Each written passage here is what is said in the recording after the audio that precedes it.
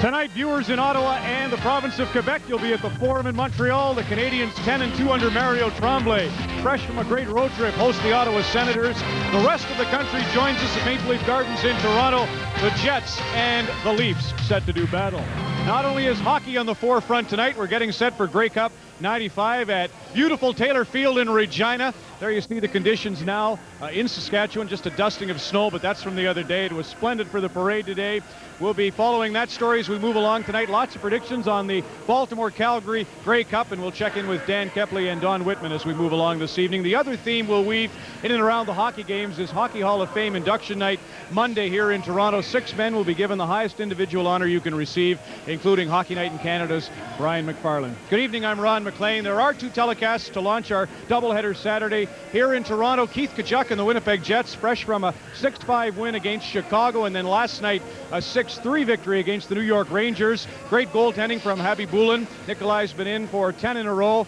Keith Tkachuk, meantime, was hurt in the Tuesday game, and they thought he'd be gone for at least a week. Denny Savard tries to slash his stick, catches Keith right on the left thumb, fracturing the digit. However, he's not freezing it. He's put on a Gore-Tex playing cast, as bulky as it is. He's managed to wear a different hockey glove on his left hand, and he was in uniform last night and played really well. In fact, late stages of the second period, he laid out Alexei Kovalev of the Rangers. He and Dallas Drake and Eddie Olczyk, maybe the most effective line. And you fans in Winnipeg, they wore Teppo Newman in buttons last night at the game. Make sure you put him on the All-Star ballots. He played 30 minutes again.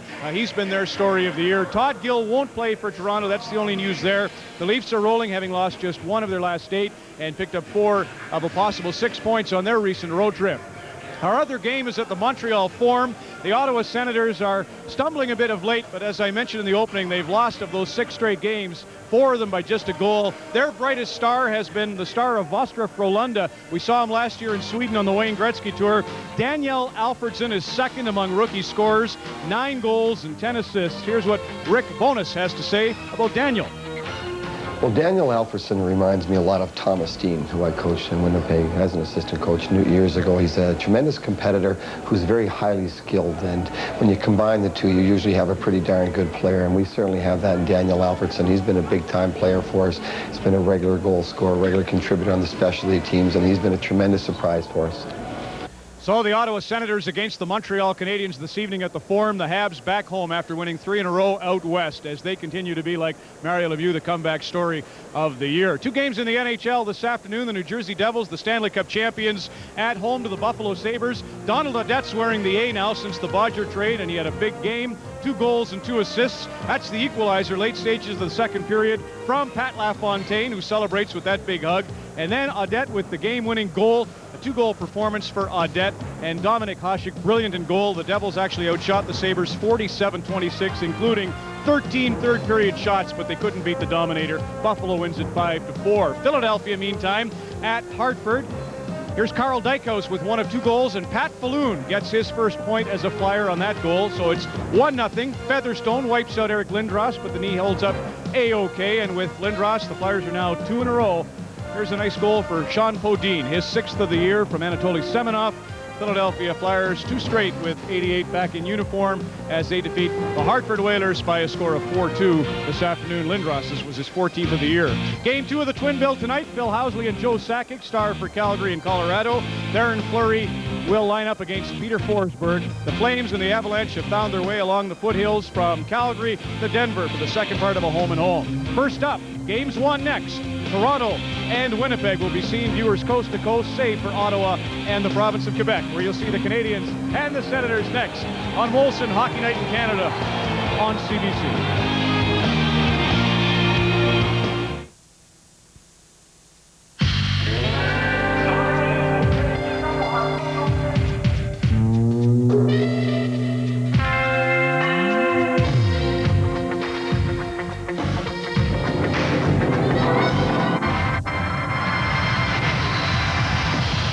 Today's world of beers, Molson Special Dries in a world all its own.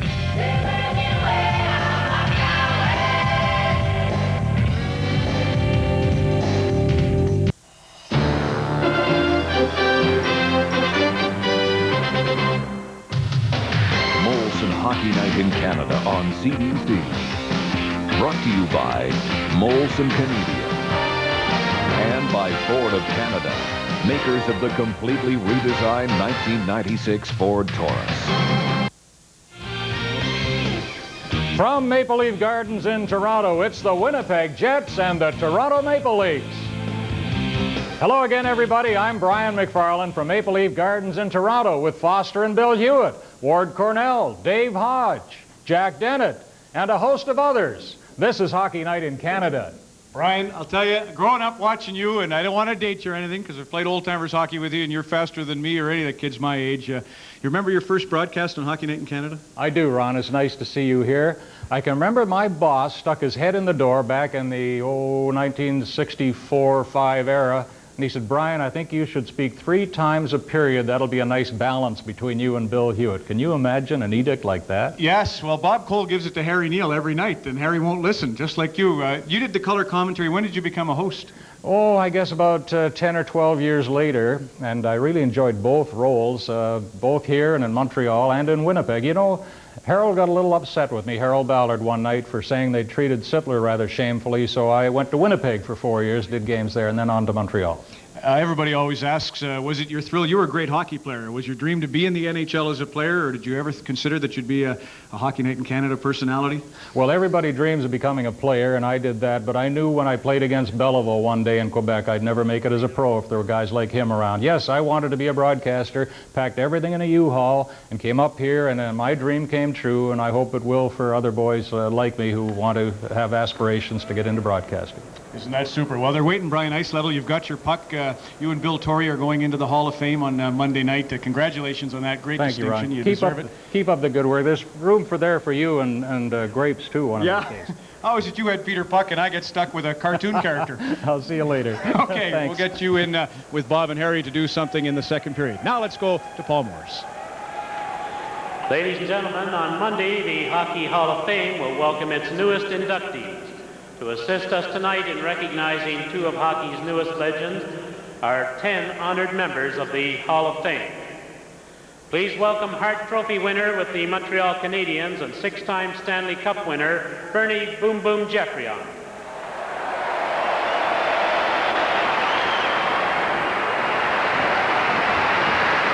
An all-star defenseman and Masterton Trophy winner, Brad Park.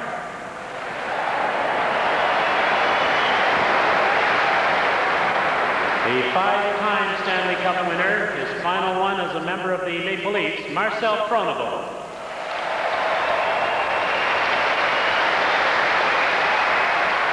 A Hart Trophy winner and Stanley Cup champion with the Maple Leafs, Andy Bathgate.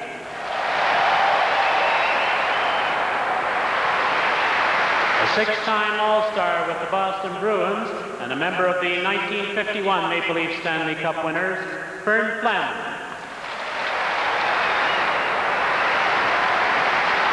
3-time Norris Trophy winner as a Chicago Blackhawk, Pierre Pilote.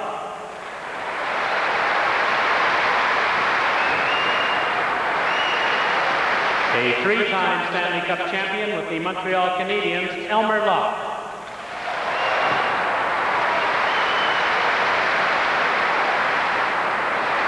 A member of 4 Detroit Red Wing Stanley Cup teams, Ted Lindsay.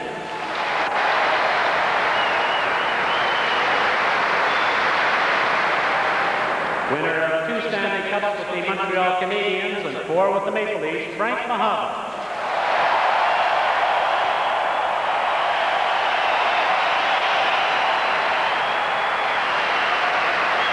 He backstopped the Maple Leafs to 4 Stanley Cups, goaltending great Johnny Bauer.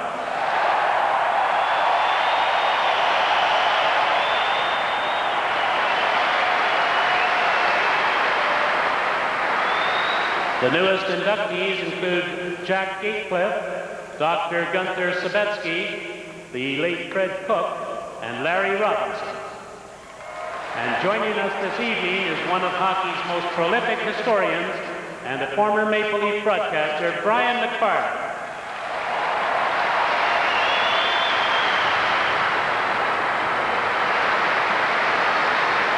Brian is joined by one of hockey's greatest general managers, who was the architect of 4 New York Islanders Stanley Cup teams, and is the president of the lead-leaguing Florida Panthers. Elected in the Builders category, please welcome Bill Torrey.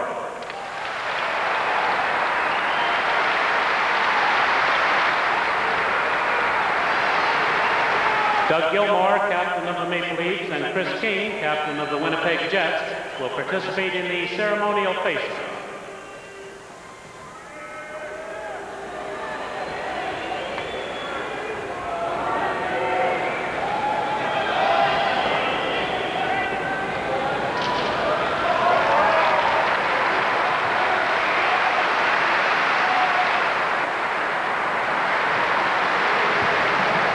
Ladies and gentlemen, will you please rise and join Madonna Tassi in the singing of our national anthem?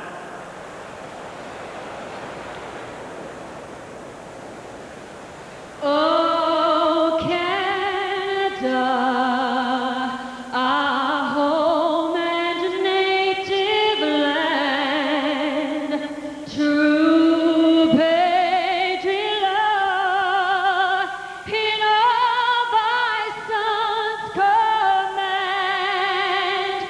With glowing hearts we see thee rise, not true nor strong and free, from far and wide. Oh, Canada, we stand on guard for thee.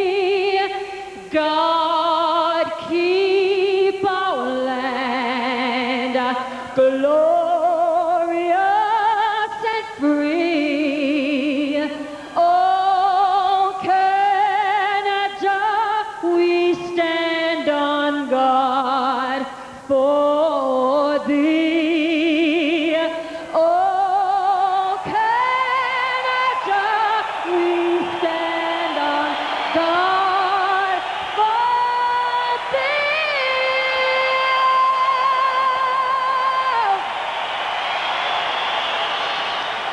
And good evening, everybody. I'm Bob Cole in the broadcast booth. Along with me is Harry Neal. Look at this talent leaving the ice here at Maple Leaf Gardens. Well, you don't have to think very long to think of a great memory that each one of these guys gave the hockey fans across Canada.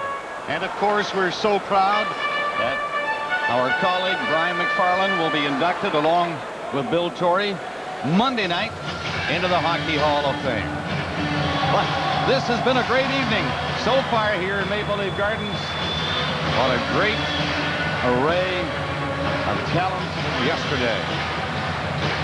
And for today, Nikolai Habibulin has been playing great hockey for Winnipeg, and he's been playing a lot. This is his 11th start in a row for the Jets. At the other end, Felix Potvin hasn't exactly been sitting around. And here's Felix. He has played in 15 of the league's 18 games and has started each of the past 6. Winnipeg Jets, a much more exciting team this season. High-flying forwards, they're just a single point behind the Maple Leafs in the Central Division. And here we go. Referee Stephen Walken dropping it in and coming back into the Winnipeg zone is Dave Manson. With him is Darren Quint, number 5. And the Jets up front. Turcotte, Doan, and Chris King. They get the puck out. That's Turcotte, 89, takes a long shot. First shot on goal, tipped away by the stick of Potvin.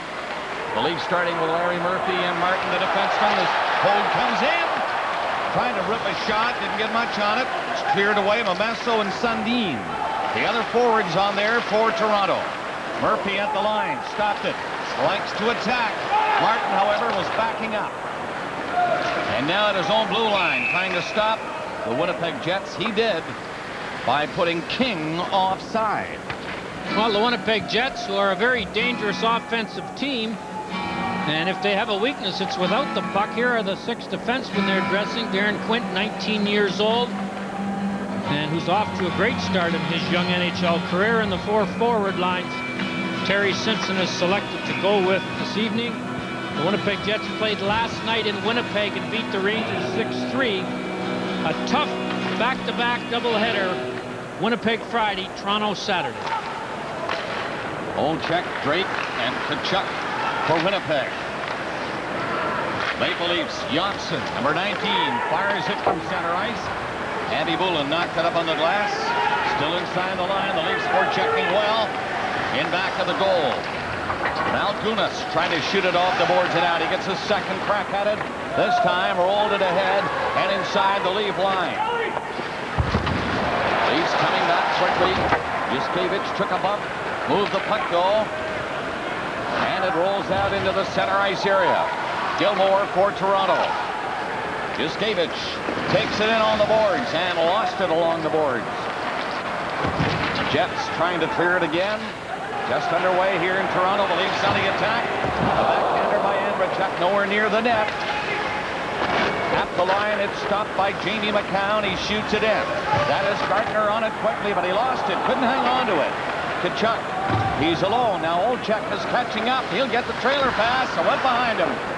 And all the way back to center ice, cleared by Gilmore. He ran into Finley then, up near center ice.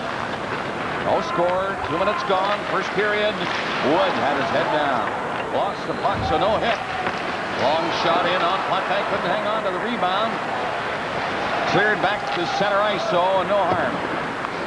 Potvin stops it back to the net. Made sure the puck was down flat for the defenseman Dave Ellett. Leafs turning Hendrickson. Down as far as center. Good speed on this rush. Low shot went in off his skate and wide. Randy Wood went after it back there. Kicked it away with his skate. 4 players in on the boards, and the Jets come up with it and clear it out. Solani, a dangerous winger for Winnipeg. Took a bump from Craig as he shot it in. Solani stays in there and stopped it. Put it in back to the net. They try to center it. Korolev, 23, back out front, and there's Wood to intercept, and he shoots it away, and the Leafs will make changes. 3 minutes, 10 seconds into the first period. No score, only a shot apiece so far. Pass and onto the skate of Eastwood. He dropped it back, and the shot was deflected wide of the Leaf net. Jets are in on top of it. McKenzie trying to center it. Eastwood back of the goal along with Darren Shannon. Nobody could pick it up. And Toronto shoots the puck back to center. Shannon left it at the Leaf blue line. McKenzie moving in. Sharp angle. He took a hard hit. It's centered. And the Leafs' Mike Hudson was in front of his own net. Starting the clearing play. Tipped by Baumgartner. He's in there first. No icing. Good hustle by Baumgartner. Ty Domi takes it off the boards and leaves it for Baumgartner. Back to the net is Hudson. Domi again, trying to come out front. Can't get a shot. Still loose in front of the net. And the Jets hang on and clear it all the way down the ice. It's on the net. Jets are changing. Good pace to start the hockey game. No score, nearing the 5-minute mark. Abby Bullen out. Put it high on the boards. Leafs Momesso forechecking. Malgunas shot it back of his own net. Janssen has to get out quickly, but he won't stop the 2-on-1. Turcotte going in. And a nice play by Yuskevich. Got a stick down in front of the shot, and it's into the crowd. Molson Canadian, Who Am I? Hockey Trivia Contest. Here's this week's first clue. You could win authentic hockey merchandise and even a trip for you and 3 friends to see a Stanley Cup final game. A random draw from all the correct answers we receive will determine our 3 weekly winners. As soon as you know the answer, call 1-900-870-0657. 50 cents per call. More and more people are switching to Ford Mercury like Doug Waddell, F-Series truck owner. Why'd you get this one? The power. This thing will pull anything. What are the fishing buddies driving? Jeeps and Dodges. Oh, they won't go where mine will. We took it out one day to see if we could get it stuck, buried it right in the ditch, and we didn't get her stuck. Your dad, will he always be a Ford guy? Oh, yeah. How are you, Mr. Waddell? It's about my 6th or 7th Ford. Get the maximum yield at minimum rates. 95 F-Series, just 4.9% financing or cash back at your Manitoba Ford and Mercury dealers. Who tells the better fishing lie? Oh, he's the biggest liar. I really believe that this Taurus is setting a whole new pace for the Ford Motor Company. Redesigned, re-engineered, reinvented, the 1996 Ford Taurus. Ty Domi, 5 5 points in his last 7 games. This is his first game against his old teammates, the Jets. He stumbles and realizes he's in the way of a shot by David Manson and covers up to make sure it doesn't hit him in the noodle. Shot tipped over the glass by the Leaf defenseman Yuskevich. So then the face-off to the left of Potvin. No score, 4.5 minutes into the first. Winnipeg on the attack. Pass in front of the net was tipped wide of the goal. Then Mulholland took a hit, got the puck up as far as the line. He couldn't get it out. Leafs will clear it now up to center, and Holt gets up over the Winnipeg line a little late. As Momesso had gone in ahead of him, that's offside. Well, I mentioned the fact that this is a tough doubleheader for Winnipeg. Remember 2 weeks ago we said the NHL scheduling was unfair. The Leafs were in Vancouver Friday, went to Edmonton, took it a little more than an hour. They lost an hour and played at 5:30. Here's the Leaf lineup for tonight. Winnipeg coming in here decided not to come in after the game last night. It meant a 4 a.m. arrival, but came in this morning. But they had to leave at 7:15 in the morning. The NHL should not schedule these kinds of doubleheaders, or the kind the Leafs were forced to play going from Vancouver to Edmonton in a 5:30 game. No score, first period. Toronto's Murphy shot deflected wide of the net. Big crowd in front of Happy Moulin on that shot from the blue line. Jets get it out, but that goes astray all the way down the ice. That'll slow the pace. It's another icing call against the Jets. Well, Benoit Hogue, who was the hero Thursday night in Tampa, the Leafs were down with less than a minute to go, 5-4. Benoit tied it up with this one in the last minute of play. And then in overtime, he duplicated this exciting feat, and he fired one from 19 feet out, and the Leafs win it with 2 late goals. One to tie it, one in OT. Gilmore, Andrechuk, and Gardner. Back to Janssen. The quick shot is blocked. Rebound. Gilmore nearly had one. The Jets are on it quickly. Dallas Drake. Pass along his own blue line. Newmanen steps up over center and over the Leaf line. Coming in. Takes the shot. Right on rebound. In the crease. Potvin looking for it. He couldn't find it. But Gardner did. And he cleared it out. Close call. Winnipeg almost getting the first goal of the game. Only their second shot. Leafs have had only 3 themselves. Leafs are changing, and Craig stopped that one right out of the box. Now he has to play it in off the boards with Wood getting back on side in time. Winnipeg, though, will clear it out. Down that far side, Korolev, he stopped. The first penalty of the game coming up. It'll be against Toronto. Korolev getting the zone. In on the board, Neal, hang on to it. The net is empty at the other end. They have the extra man on, and the Leafs touch it.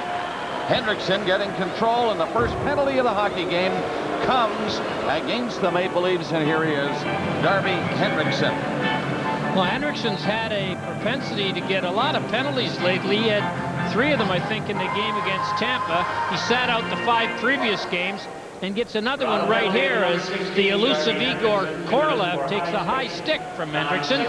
2 of them, as a matter of fact, and finally he's called. The Winnipeg Jet power play, 3 for 6 last night against the Rangers. Before that, 4 for 43. So maybe it has caught a little life. The 5 guys they can put out there, Bob, are pretty dangerous offensive players. Dynamite. Jamnov, number 10, he'll come in to take the face-off. Korolev, 23, is just behind him. Doan is to the right. And Newmanen, who's been playing so well for Winnipeg, is the defenseman in on the board. Solani, the other forward. So a good lineup. Mike Hudson, one to draw. Solani takes the puck in the corner, tries to get away from Ellen. He and Korolev pass it around. Solani looks to Korolev in the corner, drives it anyway. And it's deflected over the glass into the crowd. That stops the play. Well, one of the most exciting players in the league, Timo Solani, 9 points in his last 5 games, tied for 9th in the NHL scoring race. He's playing his 199th career game tonight. And what this guy can do that not many can do is make all his moves at full speed. So if he freezes a defenseman for a second, he's by it. And again, Hudson wins the draw.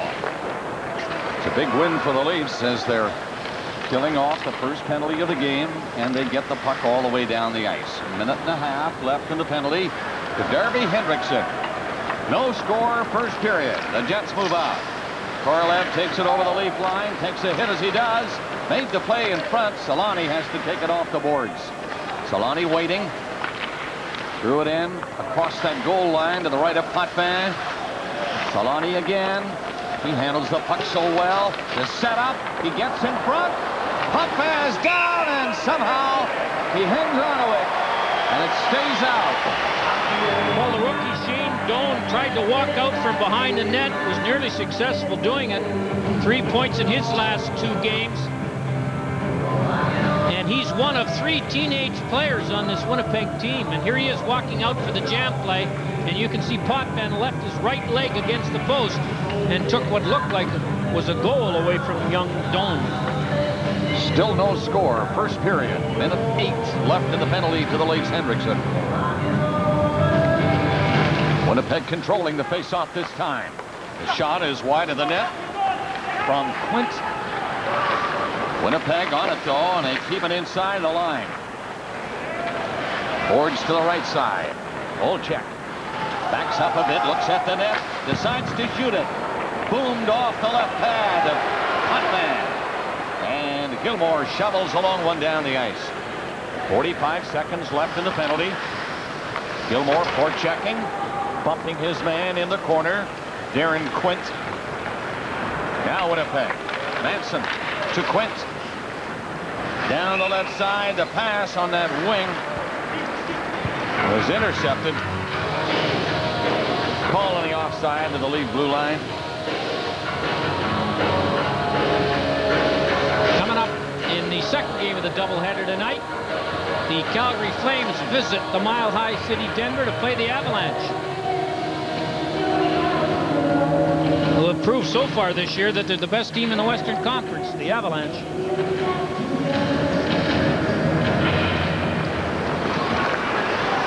.25 seconds left in the penalty, and the puck shot in. Tipped on the boards. Drake couldn't keep it in for a second, and it got into the corner where Tkachuk comes all the way back. Tkachuk again. A pass over in front, a good one, and Potvin out-cutting the angle on that bid by Quint.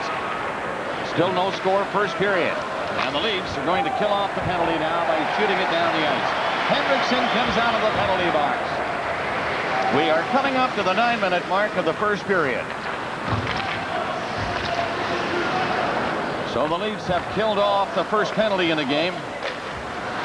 Johnson's dumping one in over the Winnipeg line. Momesso went in there, chasing Manson. It is centered in front of the net. Hold on to here's Murphy. Shot high.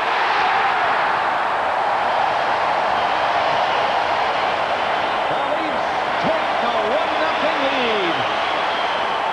That was a short hop. And Matt Sundin prolongs his 7-game scoring streak to 8 games as he took this one off the short hop right there. Again, another goal. That's the second one I've seen Sundin score when everything's behind the icing line. His feet, his hands, the only thing in front of the icing line when he puts it in, the blade of his stick. Not much room there. And Murphy in on the play again from the blue line. He stopped it. There's Matt Sundin with a 7th goal of the season. 8:40 the time of the goal. And the Leafs with a 1-0 lead. Number 33, Benoit Hogue, and number 55, Larry Murphy. Time 8:40. Matt Sundin. Well, Matt Sundin, that is 3 goals, 9 assists, 12 points in his last 7 games since returning from his knee injury. Here's another look. Khabibulin no chance at all on it. Look at Sundin now. The only thing you could see in that shot was the tink on his stick. He's been playing everywhere. Now he's on the right side with Benoit Hogue and Sergio Momesso. So 1-0. Toronto with the first goal in a hockey game. Sundin from Hogue and Murphy, the scoring play. Leafs on the attack again as Baumgartner shoots it in. Domi took it off the boards. Didn't get a shot on the net, though. Janssen kept it in for Toronto. Back of the net, Domi comes out front. Dead set with the pass, hit a skate. Baumgartner was all tied up in front of the goal. Leafs keep it in, though. Domi lost it off his skate, and it was cleared by Winnipeg all the way down the ice. Toronto back, Murphy, and that's an icing call against the Winnipeg Jets. The Leafs with the first goal, leading 1-0. Ladies and gentlemen, Okay, team. Our opponents. Kermit, hotshot newcomer, but only experience is pond hockey. Miss Piggy, don't let her good looks fool you.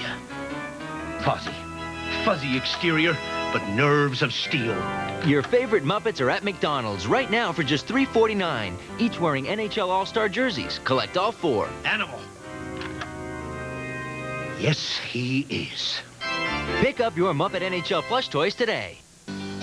Across Canada, your True Value hardware store is putting up the tree, plugging in the lights, and stocking the shelves with values like save $15 on Fisher-Price Great Adventures Pirate Ship or Once Upon a Dream Palace, $49.97 each. And Spawn action figures, $7.97 or Deluxe Spawn, just $9.97. Stock up with Duracell's Alkaline Multi-Pack batteries from $7.47 a pack. That's why you can count on True Value, the friendliness of a neighbor, the strength of a chain.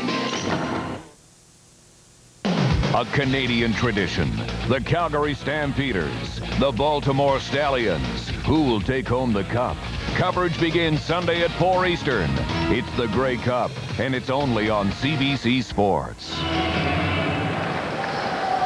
Toronto controlling on this face-off in the Winnipeg zone.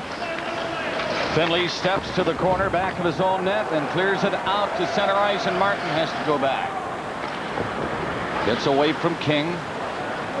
Domi given a bump as he tried to cross the Winnipeg line. Jets clear it. 1-0 Toronto with the first goal of the game. Scored by Mats Sundin. Winnipeg forechecking now to keep the puck in deep. Goes in back to the net. Doan trying to center it. Dead. Turcotte now has to go back to the net looking for it. But it'll be Domi who gets it out of the Leaf zone. Gave it away with that pass, though, and Chris King shot it in. Potvin had lost the stick. The Leafs clearing it, gave him an opportunity to get out and pick it up. Manson back. He and Quint, the 2 defensemen for Winnipeg. Manson's pass all the way down the ice again. And Toronto back. That's McCown. Icing has been waved off. They had lots of time to play it, so they waved it off. Sundin, Hogue, and Momesso on again for Toronto. Puck is loose at center. McCown slipped it back. Turning his Elliott, but he fell. And Manson fires along one end. Potvin stopping that for McCown. Solani forechecking. Missed McCown. The puck is over the glass. And the faceoff will come inside the Leaf line. Well, we mentioned earlier the fact that the Winnipeg Jets had 3 guys on their roster that are still teenagers. Here are 2 that are playing tonight. Quint and Doan, the last 2 top draft picks by the Jets, not playing tonight, but who's on the roster. Jason Doig is going to London for take a look at some heart irregularity they found Thursday night. They don't think it's serious, but they want to make sure. Darren Quint, 19 years old, 30th overall in the 94 draft, and get some power play time, which has to be a big compliment to the youngster. 9 minutes and 10 seconds left in the first period. Toronto 1, Winnipeg nothing. Leafs pass it around well on the clearing play until now. That one giveaway right in front of Elliott. He couldn't catch up to it. Hendrickson back to pick it up. And Wood shoots it from center ice. Andy Boulin out of the net, watching Manson take it out in front of his own goal. Nearly lost it there. Bumped by Hendrickson. Here's a loose puck in front of the net. Big save, rebound. That's knocked down. Craig had a beautiful chance. So did Wood. Still 1-0 Toronto. Winnipeg moving it up. Zhamnov got it in front. Korolev couldn't handle it cleanly. Shot is fired in off a stick and wide. Count is not count. Cleared on the boards, not out. Winnipeg attacking again. It's centered all the way back to the line. Ripped in off the boards by Shannon. He knocked it down a second time, but he was out over the line. And that's called on the offside. Fans, it's time to select tonight's Lucky Bell. Uh-oh. Looks like systems problems. How long before the unit fails? Who knows? What about the backups? That is a backup. And they make them in Montreal. UPS introduces early AM service to the States. Bonjour, Montreal. Guaranteed overnight from Canada to U.S. business centers before 8 a.m. You'll have it by 8 tomorrow. 8 a.m.? Somebody up there likes us. UPS early AM to the U.S. More and more people are switching to Ford Mercury like Keith Talbot, F-Series truck owner. What does an auctioneer need a truck for? 28 to 30 farm auctions in 32 days. Wow. How many F-150s have you had? 15, I suppose. 15. I'm a real Ford fan. Set them out 20. 20. Get the maximum yield at minimum rates. 95 F-Series, just 4.9% financing or cash back at your Manitoba Ford and Mercury dealers. How would you sum up your F-150? Tough, reliable, and comfortable. David Manson, the resident tough guy on the defense for the Jets, makes a bad decision here as he decides to dance out in front of his net. Lost the puck, and look at the chance that came out of that. Poor routing out of your own end. Abby Boulin bails him out. And the Leafs get the puck out of their own zone. Gartner all the way back to the net. Just flipped it up on the glass, hoping Andrechuk would get there, but he could not. Janssen stopped it near the blue line. Malgunas lifting a high one away, and it's over the boards at the Leaf bench. The faceoff will be back inside the Winnipeg line. A veteran dog with an abduction. I'll take my daughter. You listening, Mr. Watson? It will lead to an assassination. It's the woman in the picture, or your daughter. And from this moment on, I need your help. What are you dragging me into? the clock is ticking. And to save his daughter, I've been watching you. He has no choice. Yeah, but what are you going to do? Gonna be a hero, Daddy. Johnny Depp. I'm going to do whatever I have to. Nick of Time starts Wednesday, November 22nd. Darryl Shannon back to his own net, through to Malgunas. He cleared it out for the Jets. The Leafs are leading 1-0 on a goal by Matt Sundin at 8:40. Hogue and Murphy assisted on that goal. Here's Gilmore now. He's trying to set up Gartner. Jets back, but Gilmore steals the puck. Comes out with the pass in front of the net. And Winnipeg is up with it. Shannon coming to center. Darryl Shannon just dumped it into the Leaf zone, and out of the net is Potvin. Gilmore coming out with Janssen. He goes the other way to Gartner. Gartner brings it up over the line, dropped it back. And the Jets were there to cover. Gartner again, though. Got it out in front of the goal, and the Leafs pour in after it. But the Jets, Tkachuk, up over the line with Eastwood. Tkachuk still has it. Fired it across in front of the net. And here's Murphy for Toronto. Coming out with Hudson ahead of him. Had to drill it from center ice right on the net, and Hammy Boulin was down on it quickly with 2 Leafs in fast. He stopped the play. Well, Keith Tkachuk, we showed you, or Ron McLean showed you in the opening, the problem he's got because he's got the fractured thumb. And he has to wear a soft cast. There it is right there. This guy here has a 4-game point streak going anyway with 5 points. And he is one of the all-time best Winnipeg Jet two-way wingers. He was a holdout at camp. They signed him. And I don't know whether anybody's worth the money they're getting paid, but this guy has nothing but bright lights ahead of him in this league. 6:33 left in the opening period. Toronto 1, Winnipeg nothing. Shots are 8-4 in favor of the Leafs. Jets have had the only power play of the period so far. Comes in front. Newmanen couldn't hold it long enough to get a shot. He was in deep on the play. Finley stopped. Cleared along the boards inside the Leaf line, and Eastwood just missed a pass in front of the net. Baumgartner from center. Shot it ahead. Newmanen ripped it across in front of his own net. And McKenzie comes back to center. Tried the long shot, deflected by McCown. Right to Potvin, and here's McCown with the Jets changing. Coming out over his own line, decides to keep going. Good speed up. McCown gets in front of the net and just missed the feed. Doan couldn't stop the long pass near center. Quint back. Put it by Sundin and went over the boards at the Winnipeg bench this time. And we have our first update of the night. Here's Ron McLean. Thank you, Robert. We're off to the Forum in Montreal. The Canadians get the first goal, and it comes on the power play. Kiprasov and Turgeon will draw assists on Vincent Damphou's 6th goal of the year. 13:51 of the opening period. Damphous with the wide open net, and the Habs lead the Sens 1-0.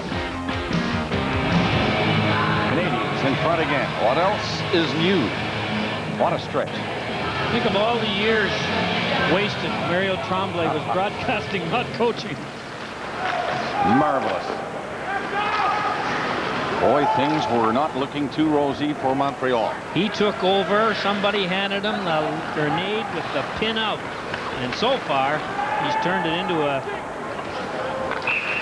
bonanza for the Montreal Canadiens. 5:17 remaining in the first period here in Toronto. The Leafs have the only goal. Scored by Matt Sundin, his 7th of the season. Hogan Murphy assisted. 8:40 was the time. Well, there's nothing wrong with the Jet offense. It's the defensive team play that kills them every year. This year, no exception. They've given up 71 goals. Only 3 teams have given up more. And their success this year, as they roll toward the playoffs, and it looks like they could easily make them, is can they tighten up defensively? If they can't, they may miss the playoffs again. Here's the line the Leafs have to watch. Zhamnov, Solani, and Korolev. They're on there now with Solani stopping that clearing pass. Lost it though, and the Leafs get it out. Hendrickson kicked it ahead and goes after it. Tried the shot. Nobody up there with him, so he let her go. Didn't get too much on it. Solani back up. Through center is Zhamnov. Gets over the line, and the Leafs back up and break that up. Elliott made a good play. Randy Wood comes in. Dropped it for Craig. He shot it back to the net. Hendrickson there to dig it out. Takes a look around, and a lot of time to move it to Craig, but he was checked. Wood was there. Took a shot that hit Numanen. Hendrickson back to the net. Got it out front. Craig was there for a second. The puck didn't get to him, though, and Solani. Long pass to him at center. Tried to fool the Leaf defenseman McCown. He wouldn't go for it. Solani got loose again. Dropped it out front, and Korolev had it knocked away. And the Leafs will clear the zone. Doug Gilmour across center. Gardner on the move. Shoots. Right on. Abby Bullen had the angle on that. And he was out to make the save, and he held it. We'll be back. Christmas is a great tradition around our home. Getting out all the lights and decorations. Helping our neighbors with the shopping list. Santa has a gift for everyone in the world. And when I look around this place, I think we do too. Pick up these quick grip mini bar clamps with one-hand operation. 2 for $29.97. I'll be home for Christmas. At Christmas, there's nothing like coming home. It can grow, shrink, grow again, go up, go down, compound and stretch. Retire, why not? It can check 1, check 2. Diversify, help and assist. Divest, invest. Short term, long term, what am I waiting for? Spend, save, it's money, my money.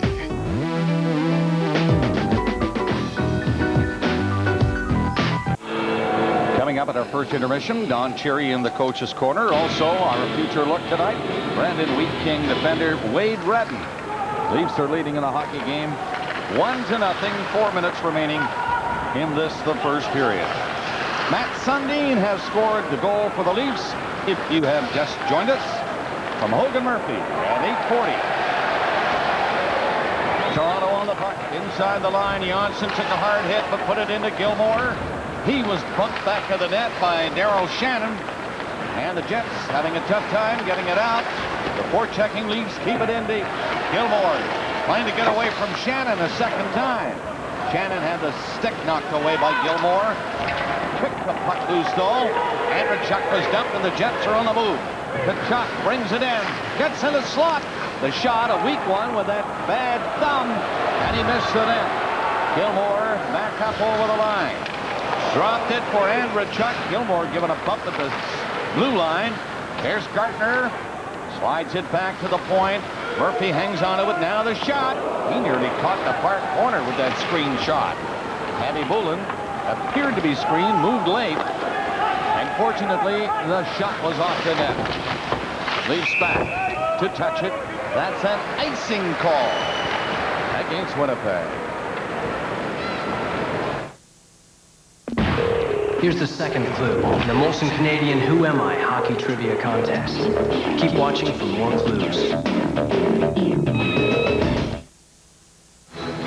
So look at Cliff Fletcher's box here at Maple Leaf Gardens, his face partially shielded.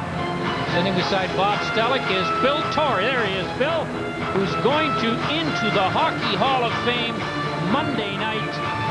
A well-deserved honor for a highly successful GM, and there's his old friend Cliff Fletcher watching this game from high above the ice surface, and assistant coach Rick Wamsley, who talks at length to Mike Kitchen on the bench. Under 3 minutes left in the first period. Toronto 1, Winnipeg nothing. Hudson bumped by Quint in the Winnipeg zone. Domi moving up along the boards. Put one across in front of the net. Nobody could get near it. The Leafs keep it in, though. Domi will take it back of the goal. Going the other way. Quint trying to pin him. Can't do it. It's centered. Baumgartner can't get a shot, though. The pass on his skate. Now he and Turcotte do some bumping in behind the play. There's another penalty coming up. It'll be against Winnipeg this time. Baumgartner coming in with a puck on the net. Rebound is cleared away. And here's the penalty call. Only the second penalty called in this first period. And it's a cross-checking penalty against Turcotte. He ran into Baumgartner and gets the gate. Actually, Bob, I think if we see the replay, Turcotte was protecting himself as Baumgartner was going to rumble over him, and he got the stick up. And it was a self-defense measure, I am almost positive. Anyway, the Leafs with 2:12 to go will have a power play as Darren Turcotte goes to the box. Here comes Baumgartner, and you can see Turcotte's philosophy was, Bomber, if you want me, you're going to have to buzz through this stick to get me. Earlier in this game, about 4 minutes ago, Gilmore, the dangerous, cutting across the zone.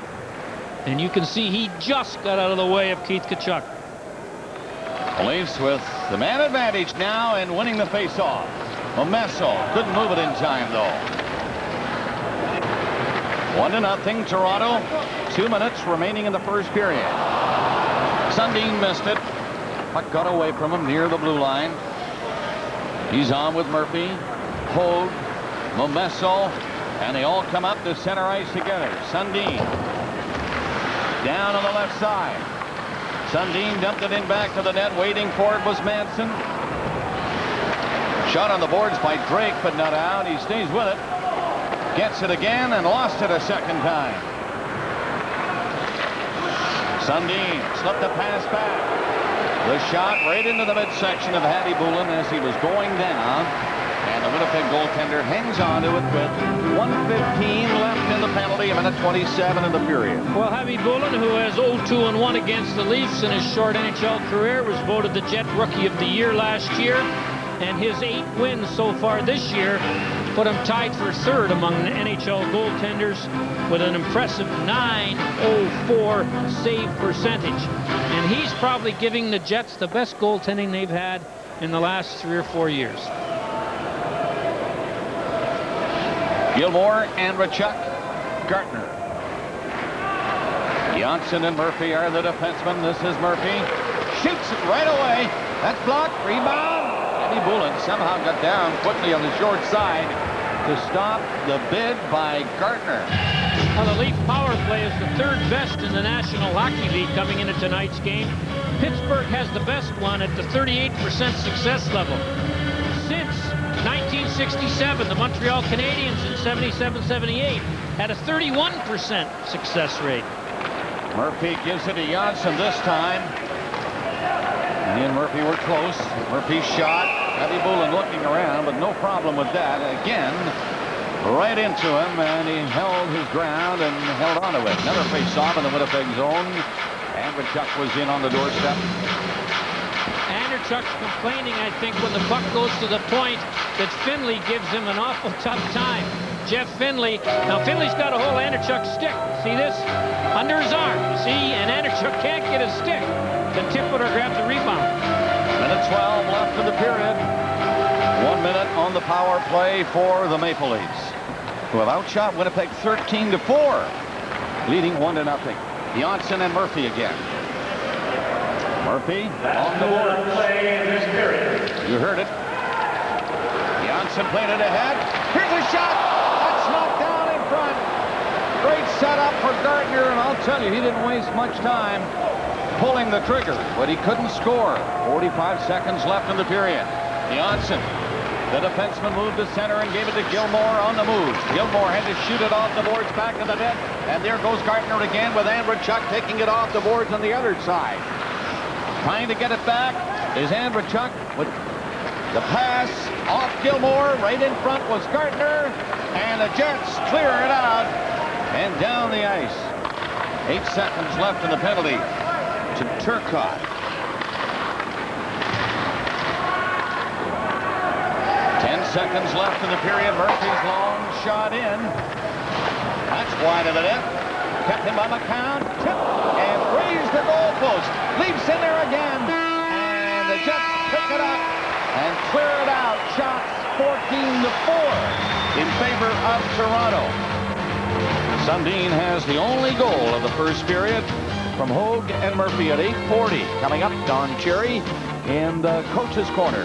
So after one period here in Toronto, the Leafs won, the Jets nothing.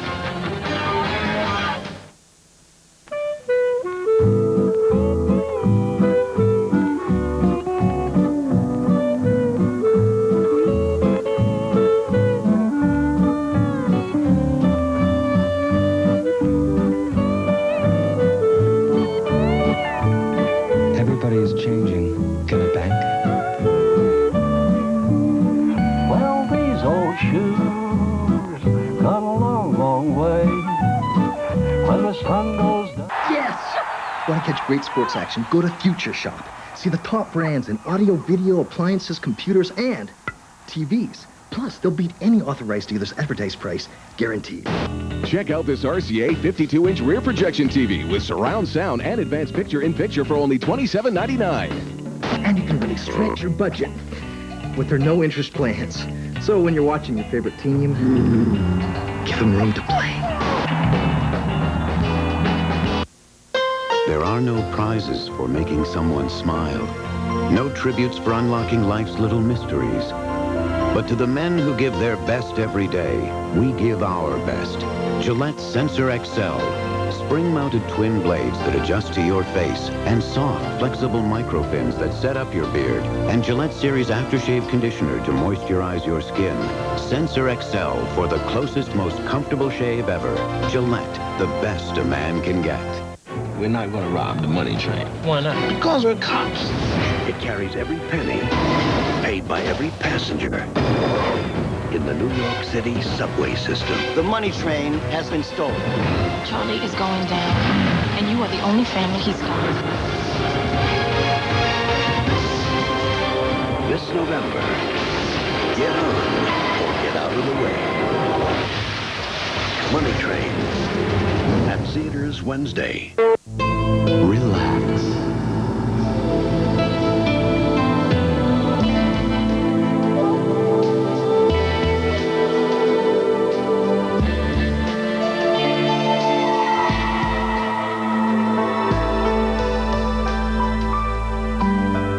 Magic Bag, the new way for Canadians to relieve pain or promote relaxation. Available in 2 sizes at all fine pharmacies.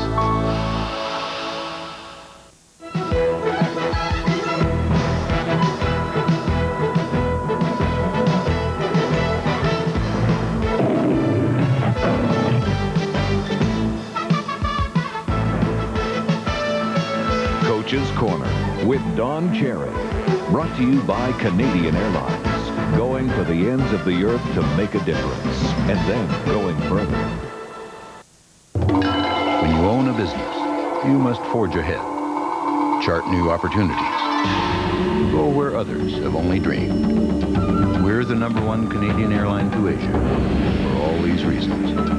Offering more destinations, more often. If you're going to Asia, we wish you good fortune and hope it takes your business where it's taking ours.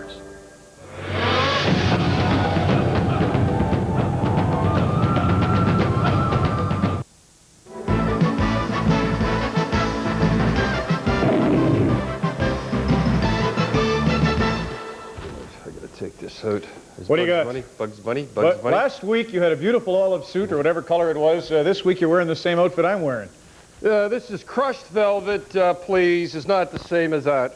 All right, you got a crush on yourself. What were you doing earlier today? Hey, did you see the game today, Buffalo, New Jersey? I'll tell you. Taking the experts earlier. Hey, never mind. Hasek. Best goaltender. I'm telling you, this guy, they say they can kill penalties. They had 9,000 penalties. This guy is unbelievable. He is the #1 goaltender. Yeah, did you see Zidnik get hit by Peluso? No, I did not. Oh, a beauty. Anyhow, by the show way, with Ted, hey, do you think with Terreri gone, Brodeur won't be the same? I don't know, boy. You need a guy pushing you all the time. I like that Terreri. He's 3-0. How do you get rid of a guy 3-0? Figure that one out. They lost the game. Hey, sometimes you think so much. By the way, you got to listen to this now. I think the Buffalo has a new spirit on the club. New spirit on the club. Good. You got to think about that, folks. Yes. How about don't that game? Don't touch that, eh? No, I certainly don't. Stand, Jonathan, and understand. Yes. Go ahead. We got it. Well, when you say it. Well, I don't want to say anything because I'm not sure what to say about it. Well, his spirit, Ted Nolan, and all that stuff and everything. New spirit, see? You know, you got a dream catcher. Remember that as a gift? That's about the closest I can get to it.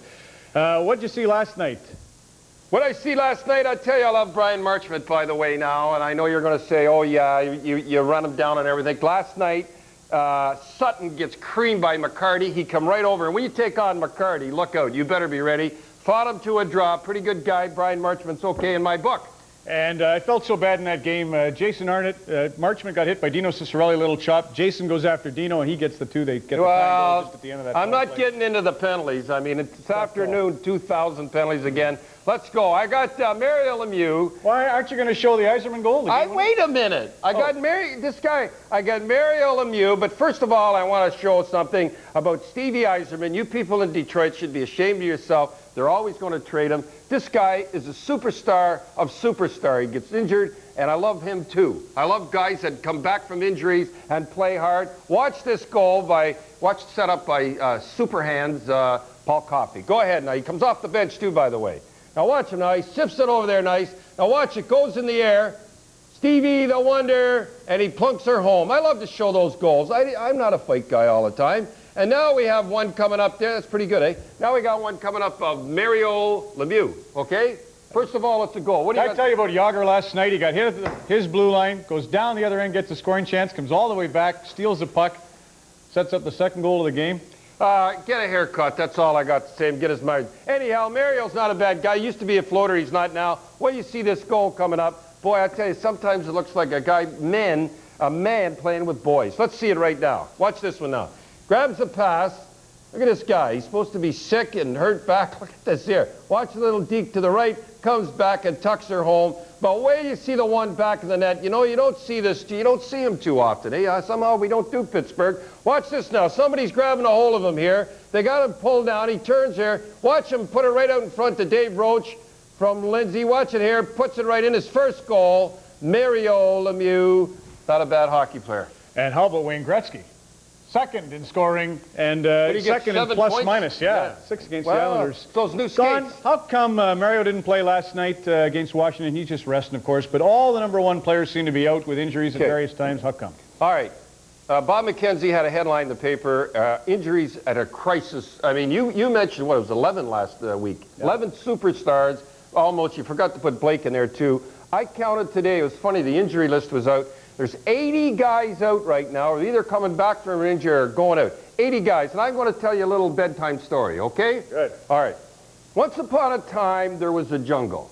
And in the jungle, there was little deers and antelopes and little things like this, sweet little animals, right?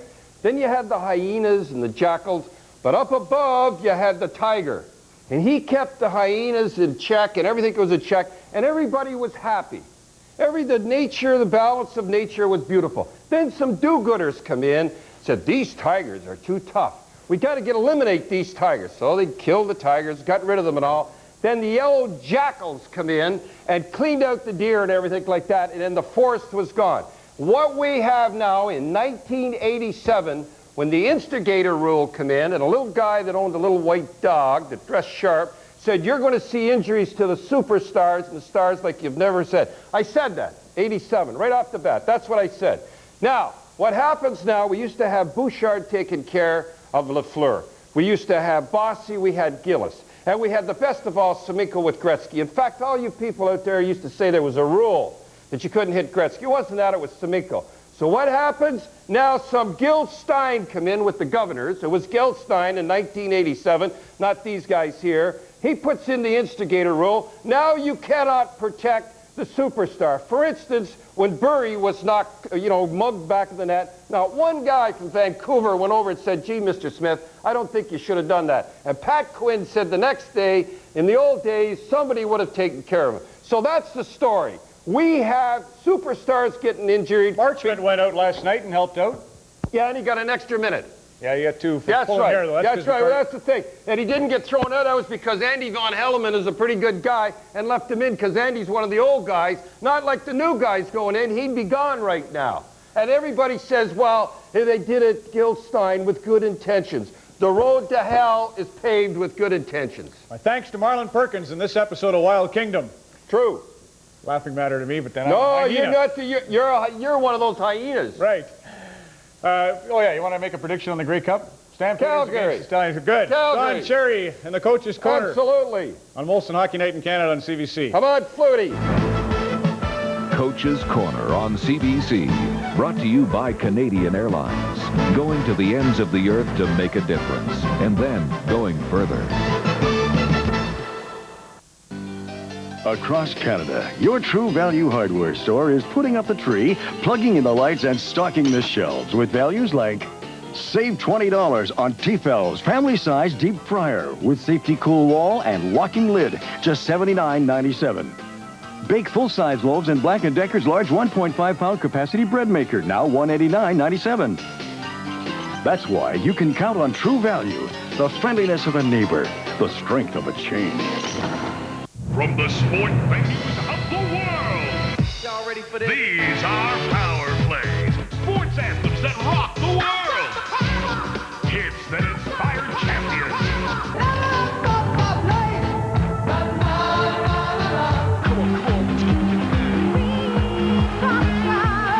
There's just no limit to power plays. The world's hottest sports anthems from Quality. It's in stores now.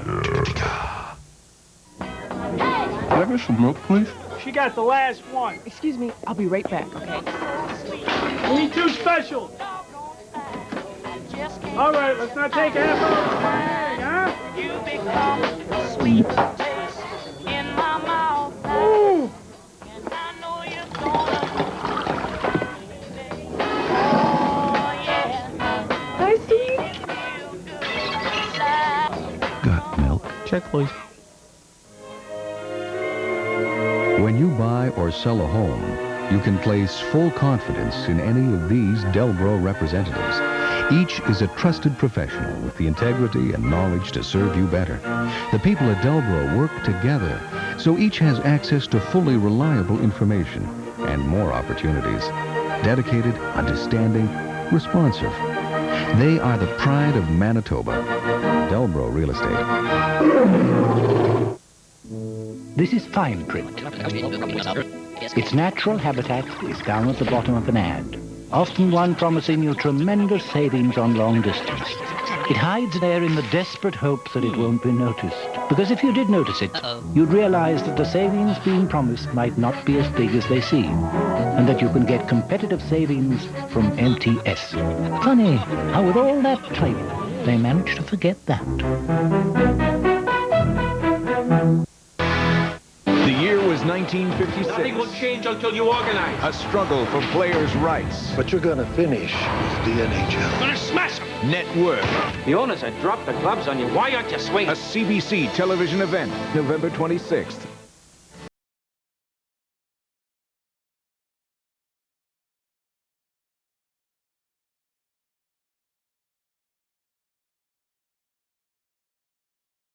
The new 1996 Ford Taurus. Tonight, the pride of Lloydminster, Saskatchewan, and Brandon, Manitoba. Wade Redden next. The team we selected to work on the new Taurus had an incredible amount of passion. Craftsmanship was a very important part of the design. It's all elliptical, inside and out. It's actually sculpted around the components of the engine. So the hood actually flowed into the lamps. Everything has a nice moving form, a sculptural form. Our main objective and goal is to create a breakthrough design, put everybody else a step behind us.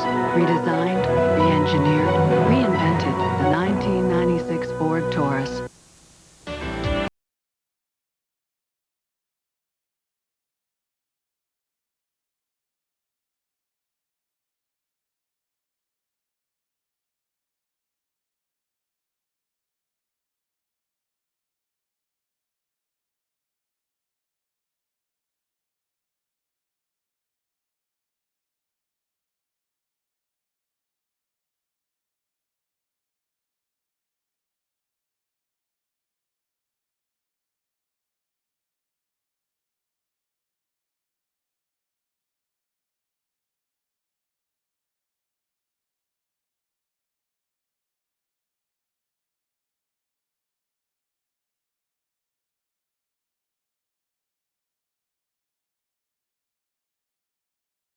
Sable. There's a law in Canada that we'd like to remind you of. It gives us all the right to the lowest possible prices.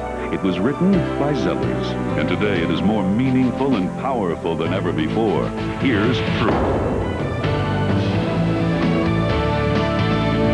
Zellers is committed to continue to uphold the law, to bring Canadians lower prices. You be the judge. Zellers, where the lowest price is the law, every day. Feast your eyes on one of the most incredible inventions. Here it is. Call Answer, the invisible answering machine from MTS. Guys, can we get the answering machine in, please? Thank you. Isn't that something? As you can see, this baby goes with virtually any decor. Oh, bowling trophy. And it takes up no space at all. The invisible answering machine is really a sight for sore eyes. So call MTS. Believe me, it could be just what you're looking for. Imagine all the things you can get right now at Rent-All Supercenter, Manitoba's largest rent-to-own. No one is refused at Rent-All. When it comes to jewelry, Rent-All really shines. Men's and ladies' rings, his and her watches, necklaces, and earrings, starting as low as just $3.89 a week at Rent-All. Remember, no one is refused. The sky's the limit at Rent-All Supercenter, 427 McPhillip Street, Winnipeg. Now at McDonald's, the Animaniacs are back. And we're wackier than ever.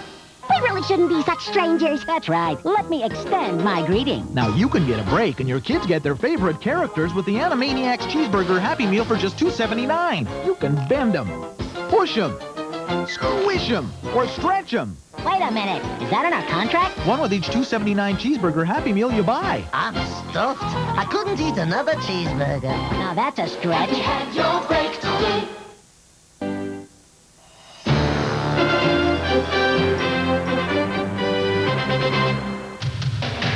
This portion of Molson Hockey Night in Canada on CBC is brought to you by Ford of Canada, makers of the ultimate in luxury, the 1996 Mercury Sable.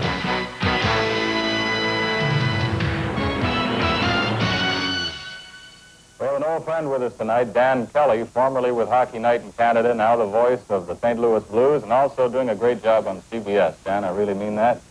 We've had some big stories break in the National Hockey League this week. The biggest, of course, was the sudden firing of Punch Imlach as general manager and coach of the Toronto Maple Leafs. It's been a hectic and disappointing season for Montreal's Guy Lafleur. And then Douglas, I thought, was playing very well, and Marat for the Bruins, who really stirred things up. The St. Louis Blues upset the Toronto Maple Leafs in the first round of the playoffs. and now struggle to upset Chicago in the Norris Division Final. And of course, we're so delighted to have Brian McFarland with us here in the booth. I remember 22 years ago, Brian, I was fortunate enough to have a veteran like you help me during my first game in the gondola here at Maple Leaf Gardens. And I can thank you right now publicly and congratulate you, of course, on making it to the Hockey Hall of Fame. Well, you should thank me because I could have, you know, had him skewered that very first time, Harry. Anyway, I remember you in the Boston Garden on Bobby Orr night. Wasn't that some game when they gave him an ovation that lasted about 30 minutes before the puck was ever dropped? Perfect evening. Bobby Orr's number retired. Brian, we want you to hang around here for a little bit of this period. I just want to tell you how much I appreciated my dad when he let me stay up to see you two guys on television. Come on. Well, our second period is underway now. And the Leafs are leading 1-0 on the first period goal by Matt Sundin. He's on the ice now, looking for it back of the Winnipeg net. Hogue is with him, takes a bump. Hogue got a stick down on it, though. Pinned in on the boards and can't move it. 4 players fight for it, and the Leafs come up with it. Kept in by Momesso. Sundin works it loose. Right in front of Momesso, and his backhander is just wide of the goal. We're into the first minute of the second period, and a chance for Quint. Shot goes a foot wide of the net. And the Leafs just happy to clear it all the way down the ice. Has the game changed all that much, Brian? Yes, it has, Bob. You know that. I mean, these players are bigger, stronger, faster. They shoot harder. They're just great today. We have played 1:15 of the second period. High shot by Zhenov off the shoulder of Potvin. He was on the post. And the Leafs, Dave Ella picks it up and gets it ahead. Hendrickson tried to shoot it in. That'll go offside at the Winnipeg blue line. This has got to be a record weekend for St. Lawrence University, Brian. You and Bill Torrey, 2 alumni going into the most elite organization the National League has, the Hockey Hall of Fame. Well, I'm just as thrilled for Bill Torrey as I am for myself. We were teammates back at St. Lawrence in the 50s. And you know those old clips you just saw of me? You know I kept changing my appearance over the years so that Harold Ballard wouldn't know which one of me to turf out of this building, Harold. Now there's your buddy from St. Lawrence University. And you know, Wayne Huizenga's coming up to see his induction Monday night, despite the big NFL football game in Miami. No, you're not going to tell me he went to St. Lawrence no, too. No. Okay. He couldn't get in. Winnipeg has a shot early in the second period. They hadn't had one since 7:28 of the first. Shots now are 14-5 in favor of Toronto. Zhenov comes in for the Jets.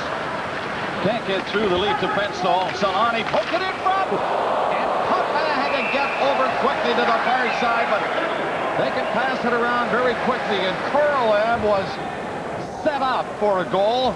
Still looking for their first goal, the Winnipeg Jets. Korolev leads the Winnipeg Jets in 4 offensive categories, and he nearly added to that total right here. I think it might have hit Jamie McCowan's stick and went up over the net. But Potvin would have had a tough time stopping it had it not deflected off the stick of Jamie McCowan. What a story this guy is. He couldn't make St. Louis. He hardly scored in Winnipeg when he first came, and now he leads them in 4 offensive categories. Boyhood chum of Zhenov said he didn't know whether to cry or laugh when he got traded to Winnipeg and got a chance to play with his old buddies from Russia. And you throw in Teemu Solani, and that's a potent trio. But they've been shut down so far by the Maple Leafs. But here's Andreychuk coming in with Gilmore. Can't get by the referee to get a decent shot. Puck is out over the line and cleared back in. The Jets shoot it back out. Gilmore comes back to pick it up. He leaves it with Murphy. Gilmore's on the move. The pass, though, bounced by him. He didn't even see it. Malgunas for Winnipeg. Olchek can't handle his pass. Poked it away from Andreychuk, though. Now the Jets move it in. Drake tried a shot. Deflected, weak, and wide. Drake going after it. Kachuk back to the goal. Comes out front. It's knocked down in front of the net. Potvin looks for it. It was high over his shoulder. It bounced harmlessly in behind the net. Darryl Shannon kept it in for Winnipeg. Jets are pressing, looking to tie the game here. It is still 1-0 Toronto. Pass in front, Tkachuk. He's covered rather quickly, and Andreychuk relieves the pressure by clearing it down the ice. The Leafs are changing, so are the Jets. And Baumgartner from center ice shoots it into the Winnipeg zone. Hudson is in on it first. Eastwood caught him in time, and Eastwood left it. Tkachuk has to move up. He sees Yuskevich move up. He gets a shot. Right on, rebound. Good save by Heavy Bullen. He covered up, making the first stop, and the big rebound, and he stopped the second. Shannon going in there. Darren Shannon flipped it in behind the Leaf net. Domi back. Takes a light hit, shakes that off easily. Poked at it a second time. Eastwood has them all tied up in on the boards. Play goes right on. The referee hollers to move it. They do. And the Leafs get it out of the zone. We played 4:10 of the second period. Toronto 1. Winnipeg nothing. Sundin has the goal. Scored at 8:40 of period number 1. Hogue and Murphy were in on that scoring play. Leafs have had 17 shots now. Solani coming on for Winnipeg. Shoots! That's right on, and Potvin made the stop. Solani unmolested, skating inside the line and got himself in a great spot. Leafs now dump it down inside the Winnipeg line. You don't get to see that many games now, I don't think, Brian. No, I enjoy them at home. I like listening to you guys. Pass by Zhamnov. Didn't get in front of the net. And the Leafs clear it. 5 minutes into the second period. Toronto 1. Winnipeg looking for their first goal of the game. They played last night. 1. Matt Sundin drops it. Heavy Bullen had the angle. The shot was wide. In back of the net, Hogue. Here's Sundin coming for the net. Comes out in front himself. That shot by in front of Heavy Bullen. Momesso in front. Hogue scores! Beautiful setup. And the Leafs have home. And they lead 2-0.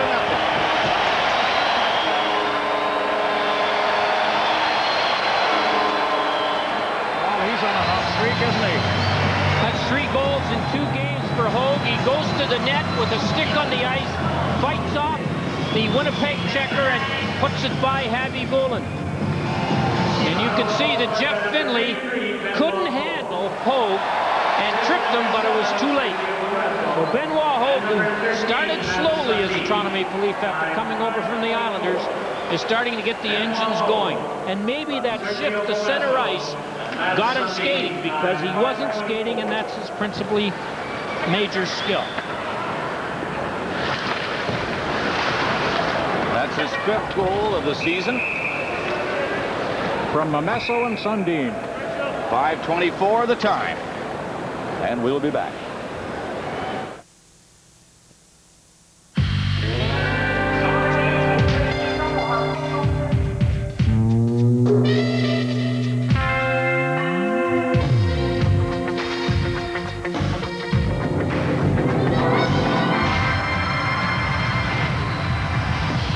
In today's world of beers, Molson Special Dries in a world all its own.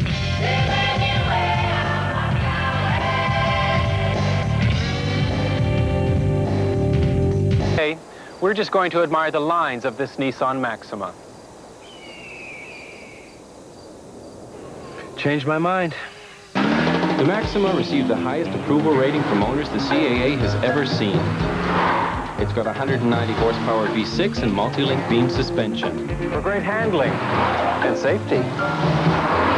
Visit your Nissan dealer today for a test drive, because it's time to expect more from a car.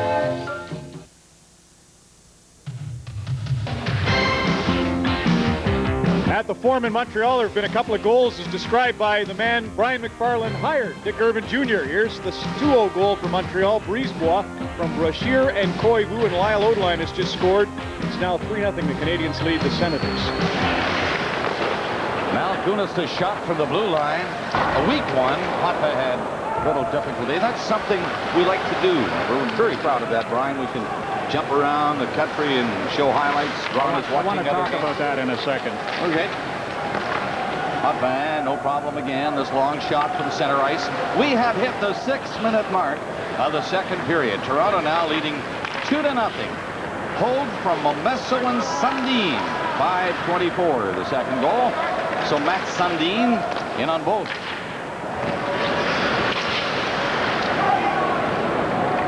Winnipeg moving it up. Turcotte was on the move, flying through center, but they couldn't get the puck up to him. And he appeared to have a nice hole to get through. Now the Leafs had a bad jet change.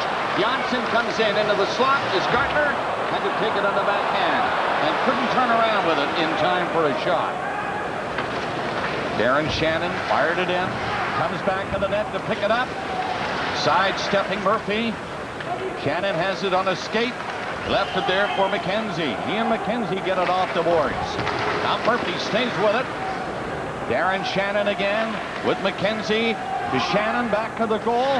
Looking out front where Eastwood was parked in front of Janssen in front of Potvin.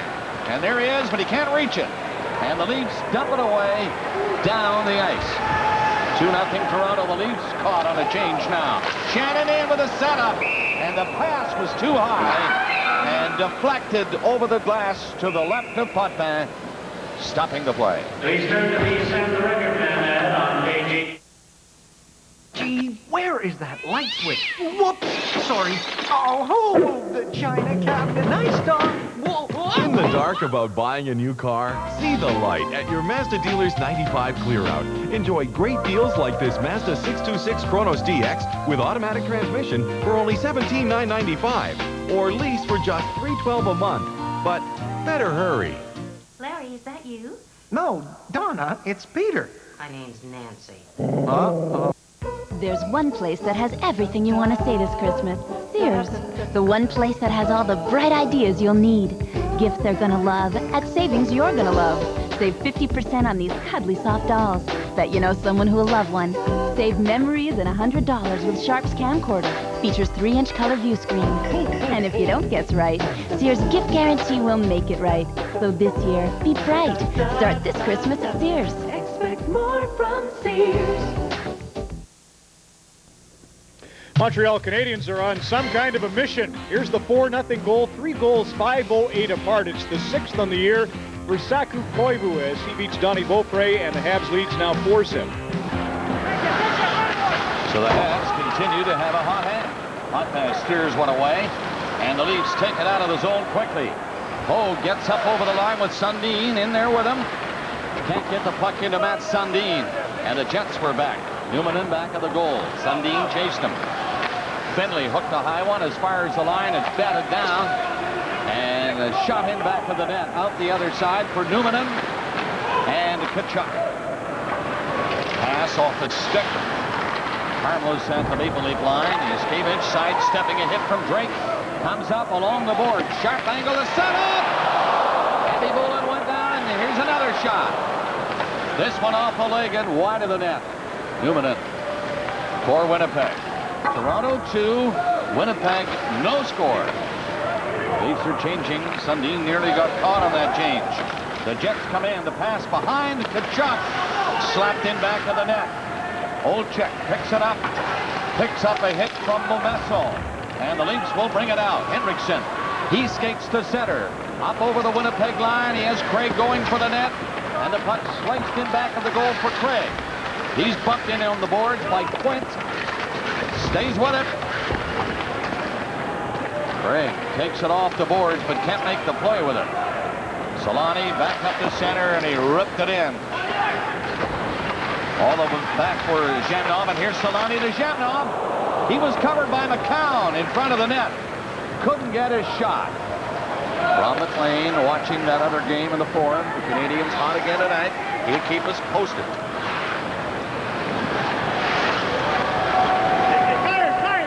Gets up there, Domi. Nearing the halfway mark of the second. Domi and Hudson. Winnipeg on it. Darren Quint got the puck ahead, and the Jets shoot it down the ice. Jammed off. Couldn't stop his man. Baumgartner coming in there with Ty Domi. Happy Bullen out of the net. He didn't see Domi. He nearly stopped it. Ella takes the shot. Happy Bullen was back in time. And Hudson flipped it in back of the net for Baumgartner. Solani, however, for Winnipeg. Up through center, Korolev. Couldn't get too far. Two Leafs are on it. Domi, one of them. Domi is upended. They go straight on Baumgartner's shot. Happy Bullen to save. Crowd wanted a penalty call as Domi was hauled down. He goes right on. It's 2-0 Toronto at the halfway mark of the second period. Manson chucks his man. It'll be Igor Korolev to center to shoot it in. 9:50 left in the period.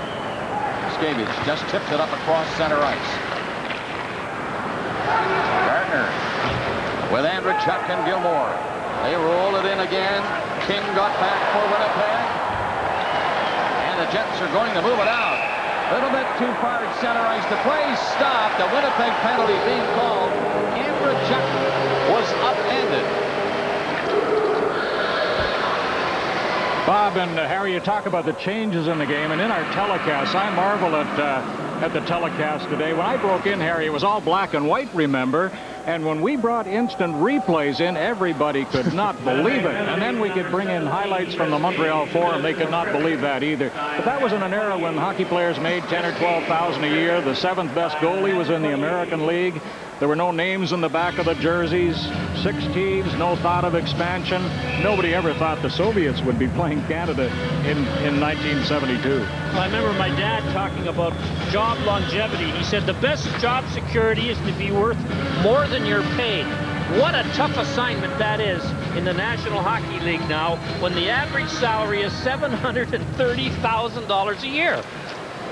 It was good advice when he gave it to me, but I don't know what it is now. Might be impossible advice. The penalty is to King for tripping at 10:28. So the Leafs leading 2-0. Now, the man advantage. Gilmore went in to pick it up. Andrechuk helps him. Swiftly back to the line. Murphy, he tried to shoot it through everybody, and he couldn't do it. And it's cleared down the ice. Eastwood is the forechecker for Winnipeg. Johnson took him out of the play neatly. Eastwood is back up, though. Stays inside the line. Now decides to go to the Winnipeg bench for the change. And the Leafs dump it in over the line, but Manson was there to knock it down. 1:10 left in the penalty against Winnipeg. Leafs have to come back to regroup. Turcotte trying to pull away. Center's good! Great play by Turcotte to pull away and give it to Solani. And the Jets are rewarded with that effort by Turcotte with a shorthanded goal. And that is their 6th shorthanded goal of the season. And the Toronto Maple Leafs are complaining there should have been a penalty called on it long before the puck got into the Leafs zone. And they are saying that Turcotte hooked Murphy and pulls himself up past him. And then Turcotte makes a lovely pass right across the goal crease here. And Solani beats Momesso to the net and puts it in.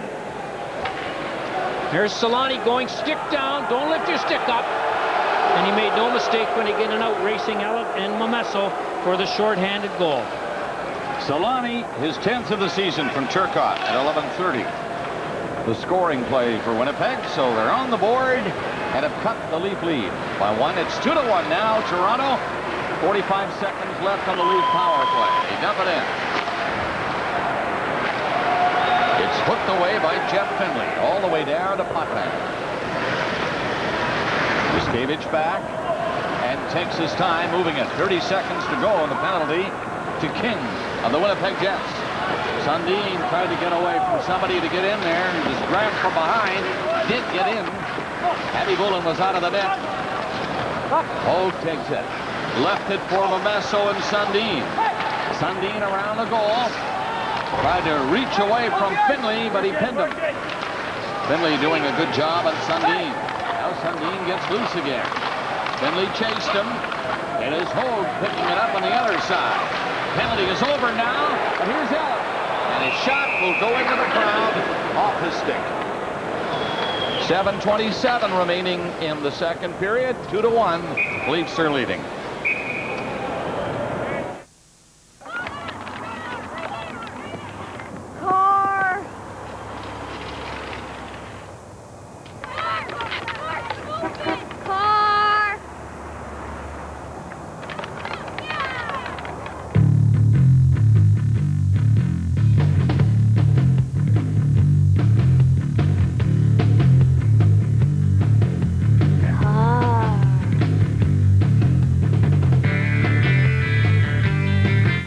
What the people are saying is they don't want a place just to put their money. They want ideas. They want advice. They want solutions.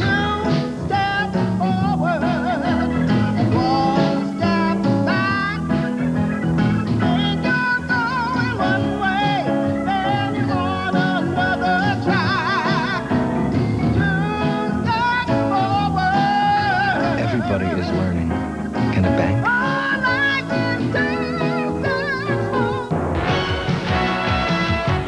Closed captioning of tonight's game is provided by Mr. Transmission.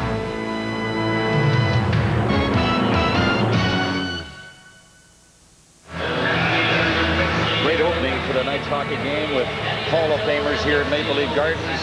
Along with yourself come Monday, Brian. Well, the players deserve most of the attention. There's Pierre Palat, a Hall of Famer. Only a broadcaster would recognize him from behind, Brian, so we haven't lost that touch.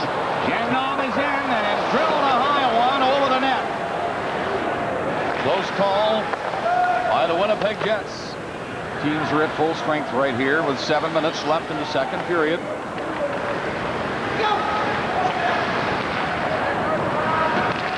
Long pass through center. Craig tipped it in across the Winnipeg line. Shots are 21-8.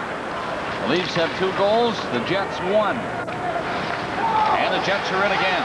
Chemnov turns. Band on it. And the Leafs get it out of the zone quickly. Korolev comes back to give it to Dave Manson. And he just shot it to center ice. Manson again will have to come back. 6:30 left in the second period. Solani starting up. He has scored the Winnipeg goal here in the second period. That coming at 11:30. Set up by Turcotte. It was a shorthanded goal by the Jets. Leafs knock it down, and McCown races in, but they are offside at the Winnipeg blue line.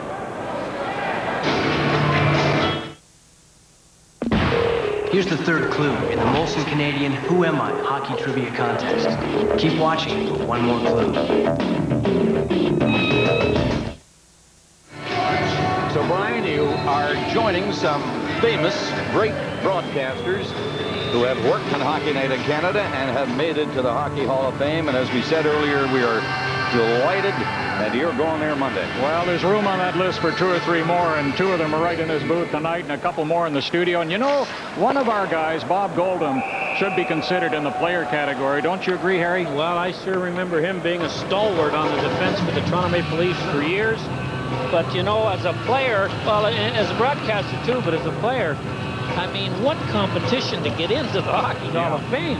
And, you know, they're going to have to consider letting a lady hockey player in pretty soon. Our women players are the greatest in the world, going to the Olympics. Kathy Phillips, a wonderful goaltender. I guess they're going to have to deal with that pretty soon. Well, one of the great things that's happened to hockey, and for us on television, is the number of ladies playing hockey. They'll continue to watch it. They'll encourage their kids to play it and watch it, and our audience will grow, and it'll be a better game. And the Winnipeg Jets looking to tie the Maple Leafs here in the second period before it's out. And 5:45 left in this second. It is 2-1 Toronto. King just missed a pass at the Toronto blue line. Yuskevich back to his own net. 2 Jets collide with him and went flying. Newman gets back for Winnipeg. Yuskevich intercepted his clearing pass, but the shot on the net. Happy Bullen made the save with 5:23 left in the period. Well, Brian, we all know your broadcasting exploits, but you are the Sidney Sheldon of hockey literature. Books coming out every year. I've got a nice copy of your latest book, and is there another one in the works? Well, I'm doing the Leafs, the original 6, and I'm working on Montreal now, and then we hope to do the other 4. I've even done a little novel over the summer about a tightrope walker over Niagara Falls, and we're looking for a publisher for that. I'm having a great life. You know, when I was sort of released from broadcasting, I said, well, I'm not going to whine and complain about it. There's lots of other things to do in life, and it's worked out pretty well. The Hockey Museum in Niagara Falls is doing pretty well. We're doing a CD-ROM. Peter Puck is still in my garage. We're trying to get him out. Lots of things happening, Harry. And this literary talent you have is a heredity, of course. Your father, the famous author, Franklin W. Dixon. Well, he was known as Franklin W. Dixon, author of the Hardy Boys books. Got $100 a book, no royalties, and they sold 70 million copies. And I've read every one of them, and they were delightful. Thank you. Andrechuk's shot from the boards nearly found its way behind Happy Bullen. It was deflected. Happy Bullen is very, very quick, though. Down, but up very quickly. That time he made a good move. Here's the chance. That shot missed the short side. Gilmore will intercept the pass and take it in back to the net. Stopped on the other side by Darryl Shannon. Faked the shot to try to set up Tkachuk. He had to turn back, though. Left it at the line. Malgunas' shot is wide. Tkachuk comes in for it.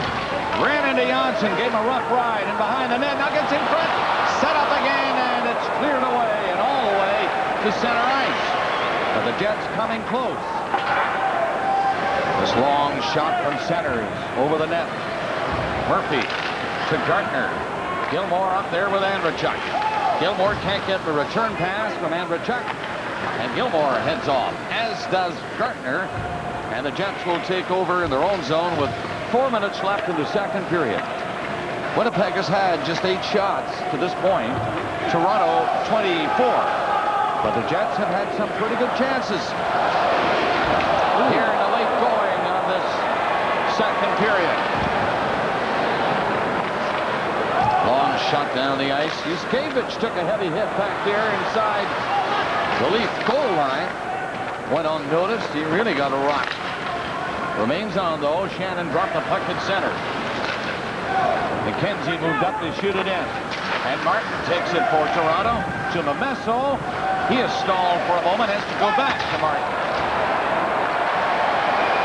Hogue to Martin. He left it near center, and Hogue is on it again, coming in. Hogue trying to pass.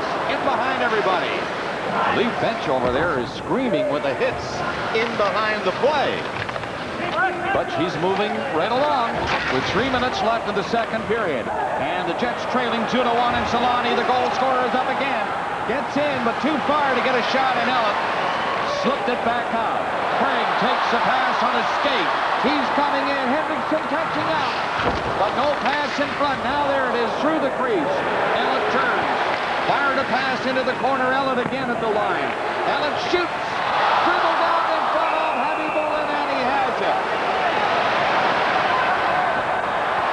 Was deflected. Big crowd now in to protect the goaltender, Nikolai Happy Bullen, who is showing signs of being outstanding again. Dodge Country introduces the 1996 Dodge Ram. Featuring the industry's most powerful choice of engines, available 4-wheel anti-lock brakes, best-in-class payload and towing capacity, driver's side airbag, the largest and quietest cab, oversized center storage console, and much more. Right now, get $500 in factory rebates from your local Chrysler dealer. The 1996 Dodge Ram, only at Canada's Truck Stop. The A&W Tuba Guy, dedicated to playing our song. Nothing distracts him. Almost nothing. The new bacon Swiss burger from A&W. The great flavor of processed Swiss. Deliciously melted over our specially seasoned patty in crisp, smoky bacon. Fresh lettuce, tangy sauce. The bacon Swiss burger. Only here for a short time. Try one today. A Canadian tradition. The Calgary Stampeders. The Baltimore Stallions. Who will take home the cup? Coverage begins Sunday at 4 Eastern. It's the Grey Cup, and it's only on CBC Sports. I can see it now. David Sapunjas catches a bullet pass from Flutie. The Stampeders 24, Baltimore 23, and the Grey Cup stays in Canada. Good. I'll go along with that. I will never disagree with Harry's predictions. Only because this time I really hope he was correct. Good luck. Hope it's a great game tomorrow. Sure it will be. 2:25 left in the second period here at Maple Leaf Gardens in Toronto. A 2-1 lead by the Maple Leafs right here. And the Leafs trying to pick it up inside the Winnipeg line. That's Andrechuk to Gartner to Gilmore. They're at close quarters. Back to Murphy. Quick pass to Janssen. His shot deflected wide of the goal. Jets do not get it out on the first try. Murphy's nice pass. Right in front. Scoop. Here back to the line, and Janssen waits to Murphy. Murphy winds up. Is it to Andrechuk, closing in. Sharp angle for him. Here's Janssen ripping it right on. And on this power play with Finley in the penalty box and 1 minute 8 seconds left in his penalty, the Leafs showing great signs of taking a 2-goal lead again, but Abby Bolin is solid. Now, can you imagine, I know Glenn Hall was one of your favorite goalies. Yes. Can you imagine him playing today with no mask? I was going to say, that's a very colorful mask, and of course, there were no masks when I broke in, but Glenn Hall was certain. I saw him take 26 stitches in the chin here one night, went off for about 10 minutes, came back, finished the rest of the game. Incredible goaltender. He did something like that 502 times. Yep. Amazing. In a row. Amazing. That's a record that'll stand. Here's the chance for Yuskevich. Stopped by Honeymoon. Another shot. Loose puck. Big scramble. The Jets trying to knock it away, and they'll get a chance here, but they don't put it out by Yuskevich. He keeps it in for Ellett. Slapped it ahead. Gartner back to Ellett. Ellett to Yuskevich. Rolled it ahead. They're on the outside of that 4-man box. Yuskevich for Gilmore. Gilmore coming in. Nice play. Ellett in too far. Andrechuk banned on it. Yuskevich back of the net for Gilmore. Out front again. Gartner trying to get a shot. No one. Off the leg into the far side. Leafs are all over Winnipeg now. It is Gilmore back of the goal. Getting ready to make the play. He dances all the way back to the line. The shot. A weak one. Yuskevich nothing on it. Penalty coming up. Winnipeg with 5 seconds left in the Finley penalty. And a great power play by Toronto, although they haven't scored on this one. Winnipeg gets another penalty. Daryl Shannon goes. Educated, professional woman who lives for writing April in Provence, and mostly her 8-year-old daughter. Seeks union with smart, witty man who has an appreciation for bebop and Mozart. Perhaps of all of them.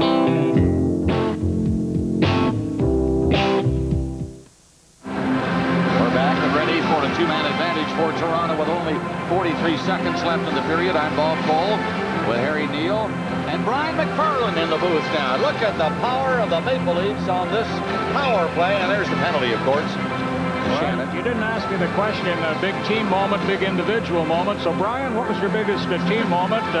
Leafs winning the Stanley Cup in '67. Brian, what was your biggest individual thrill here? Darryl Sittler's 10-point night, Harry, against the Boston Bruins. Well, I'm sure you have a book full of those kind of memories. En route. Leafs, 2-man advantage. Winnipeg have to win this draw. They do not. Finley is getting ready to step from the penalty box, but that's down near center ice, so the Leafs poke it in front.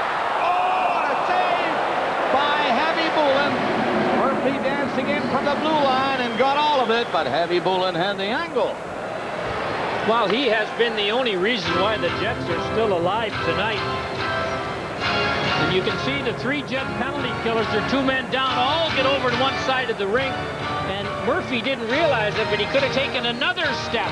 But good lateral movement as well as going out to cut the angle down. And Happy Bullen has been sharp this evening. Just before they drop it in, and Heavy Bullen gets set to go again. Brian, it's been great to have you up here in the booth. Been great working alongside you again. Well, it may be a mistake, Bob, because I'm enjoying it so much I may consider a comeback. But I want to thank you for your hospitality, and it's just been a thrill for me to be back in this place, in the gardens, in the gondola with you two fellas, and in the studio with Ron and Don. And I know time is winding down here, but this has been a highlight for me. Great. Thanks, Brian. We will catch Brian later on our show. Only 30 seconds left in the second period. The Leafs lead 2-1. We're on a power play. It's cleared in front of the net. Just missed the far post. Andrechuk nearly poked it in. And the Jets clear it down the ice with 15 seconds left. Period winding down. Toronto man advantage. Shannon in the penalty box and the Leafs on the move, but Janssen just about put himself offside, did put himself offside as he fell. Well, I don't know whether it's because the Jets played last night against the New York Rangers and had to come in here this morning, didn't get a morning skate, or whether the Leafs are just too much for them, or perhaps it's a combination of both. But the Winnipeg Jets defeat Bob with 20 minutes to go, down 2-1 in a game that they have been badly outplayed in, gives them an opportunity to do something in the final 20 minutes, and they better run and grab that goalie and tell him how much they appreciate it, because he's the only reason why it's close. Winnipeg has had only 4 shots in the second period. Toronto, 18. 32-8 after 2 periods. The Leafs have outshot the Winnipeg Jets. And the score after 2 periods, Toronto Maple Leafs 2, Winnipeg Jets 1.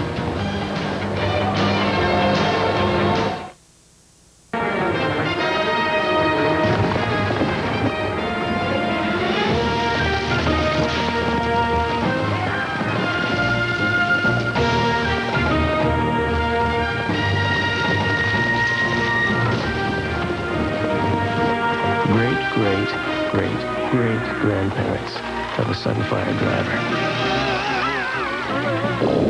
Pontiac Sunfire, built for drivers. Well, it's fun for the money, 2 for the dough.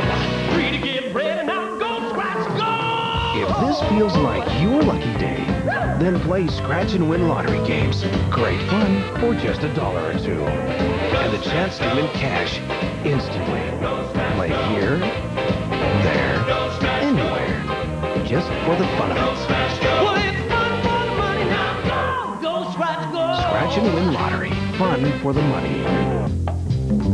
It should be there when I need it, like now, right now, instantly. I should be able to update my accounts, pay bills, secure a loan, and renew my mortgage anytime I like, over the phone. I should be getting the answers I want, when I want them, online, on time.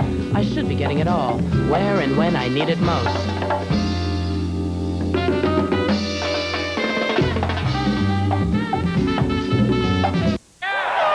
Could be the play of the game. Yes! Nellie's dippers are now low in saturated fats, high in fresh taste. Oh, baby! Nellie's snacking just got better. More and more people are switching to Ford and Mercury, like Kerry Wasati Ford, F-150 truck owner. Brand new. I just got it in April. What were you driving before this? I had a 92 GMC truck. The Ford has got a beat. Just rides beautiful. Rides just like a car. Oh, so you're cruising in this vehicle. That's right. Get the maximum yield at minimum rates. 95 F-Series, just 4.9% financing or cash back at your Manitoba Ford and Mercury dealer. I've had a lot of people tell me it's a sharp-looking truck. Oh, hey. From the sport venues of the world. Y'all ready for this? These are power plays. Sports anthems that rock the world. Hits that inspired champions.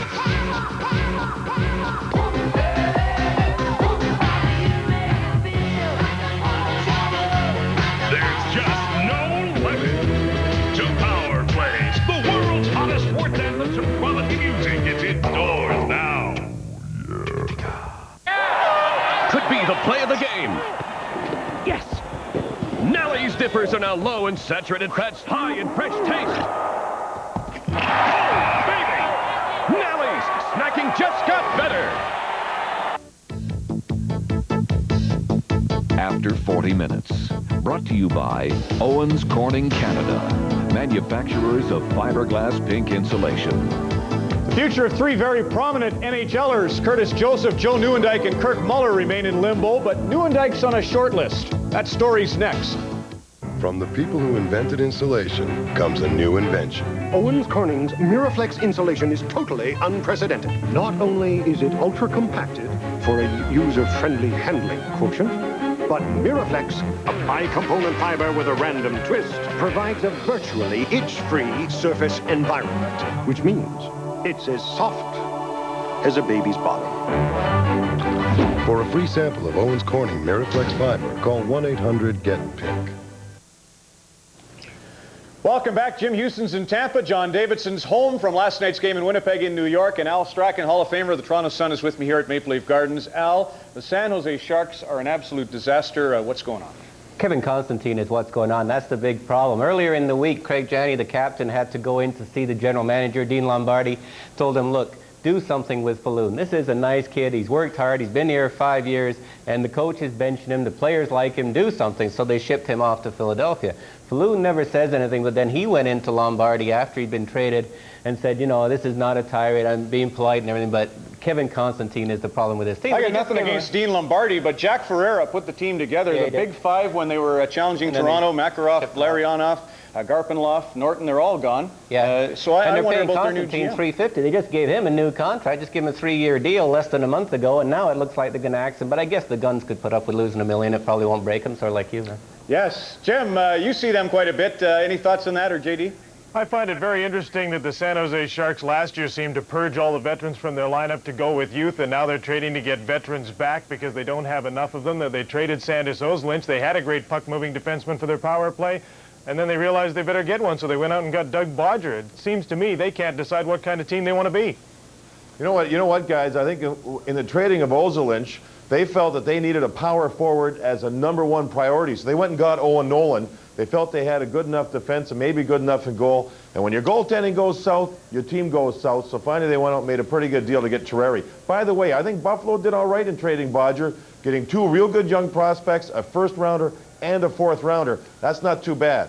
And they continue to bring the budget down, and that's important to them, obviously. Yeah, and Falloon is going to help Philadelphia, too. They were at one time in the Joe Nieuwendyk sweepstakes. They dropped out of that now because they feel they've got a second line there now that they've got Falloon. So the Nieuwendyk sweepstakes is now down basically to Florida and St. Louis. Montreal was in it as well, but they've dropped out. Who does Florida give up? Don't forget about the Rangers with Nieuwendyk. Just thought I'd mention that. Well, you know, JD, you pull the strings there, don't you? I think there was some interest from Vancouver in Nieuwendyk too, but it seems to me that every time Vancouver goes after someone these days, the name that keeps coming up that people want in return is Trevor Linden, and he's going nowhere. I still think they have some interest in Kirk Muller, but perhaps can't decide whether he's a centerman or not, and that's what Vancouver really needs. You know, the much publicized injury of Pavel Bure, everybody knows that he's out of the lineup, but the Canucks are now without Mike Ridley, who they traded Sergio Momesso to get. He's got something wrong with his back. They can't find out what it is. He's not in the lineup, and they're quite concerned because suddenly they've lost their superstar player, and now they're really shallow at center. Jimmy, what about the insurance situation with Pavel Bure? Does that free up some money if they do get the insurance money for Vancouver to maybe go out and go after a high-profile player via trade? Well, I'm not sure that they're going to have a whole bunch of extra money to throw around here simply because Pavel Bure's hurt, but I do know this, it's not going to stop them from trying to shore up their team. They think that they're hurt, obviously, by the fact that Bure's not in the lineup, but they don't want to concede that this season's going to go down the drain. They're not playing very well right now, and Pat Quinn is trying to get something going, but he's not in a very strong position right now, and he's not used to dealing from a desperate situation where he needs help and everybody wants to pick his bones. Yeah, but my understanding is that after 30 days, the insurance company picks up the Bure contract, so although the Canucks don't actually get any more money, they're no longer on the hook for that share of Bure's contract, which would be roughly $4 million.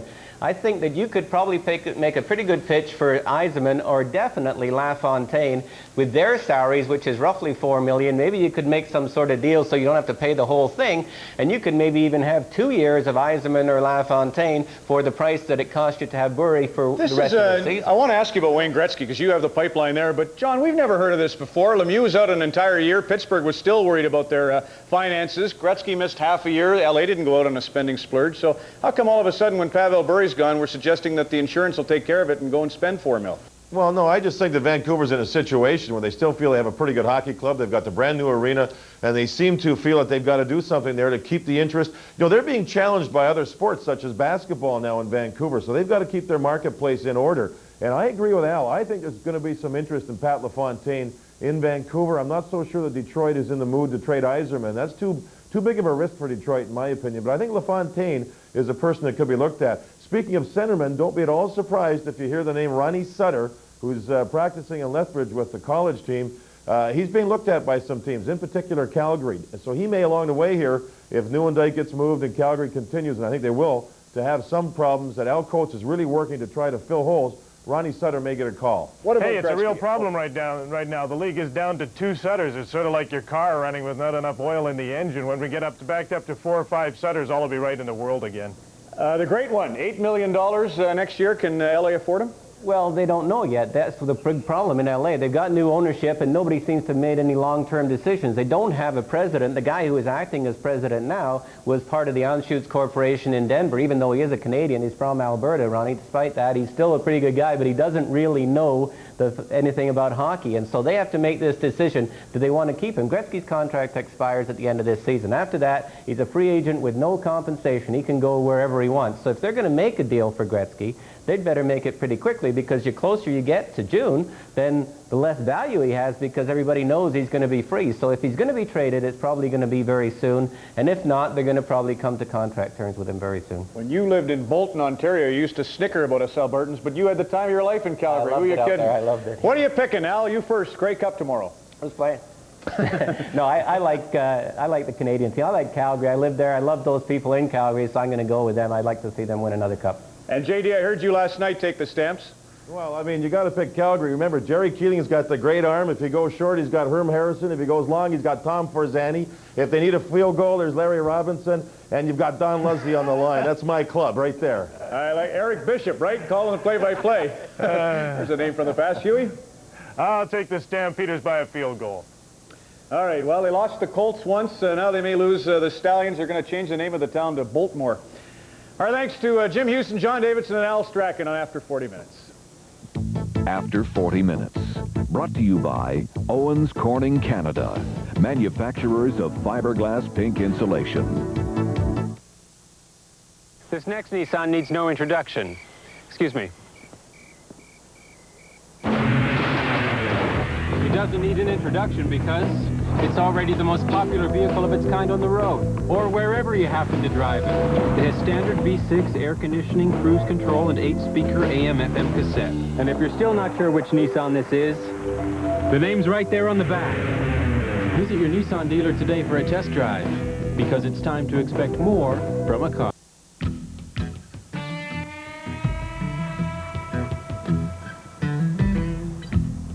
To help cut down on air pollution, Teresa Green always uses Mohawk's cleaner-burning, ethanol-blended gasoline made with prairie grain in her car. Mind you, she doesn't always use her car. Mohawk, Mother Nature's gas station.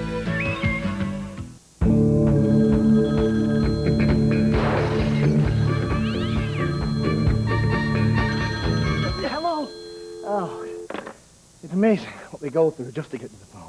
Well, relax with call return from MTS. Just press *69 to find out the last number of the call. It's always on your line, and it costs just 35 cents a call. And if you want, it'll even reconnect you with the number. Laura, yeah, sorry I missed your call. You have no idea what I've just been through. A lot of people with older cars don't bring them to the dealer for repairs, and I can tell you why.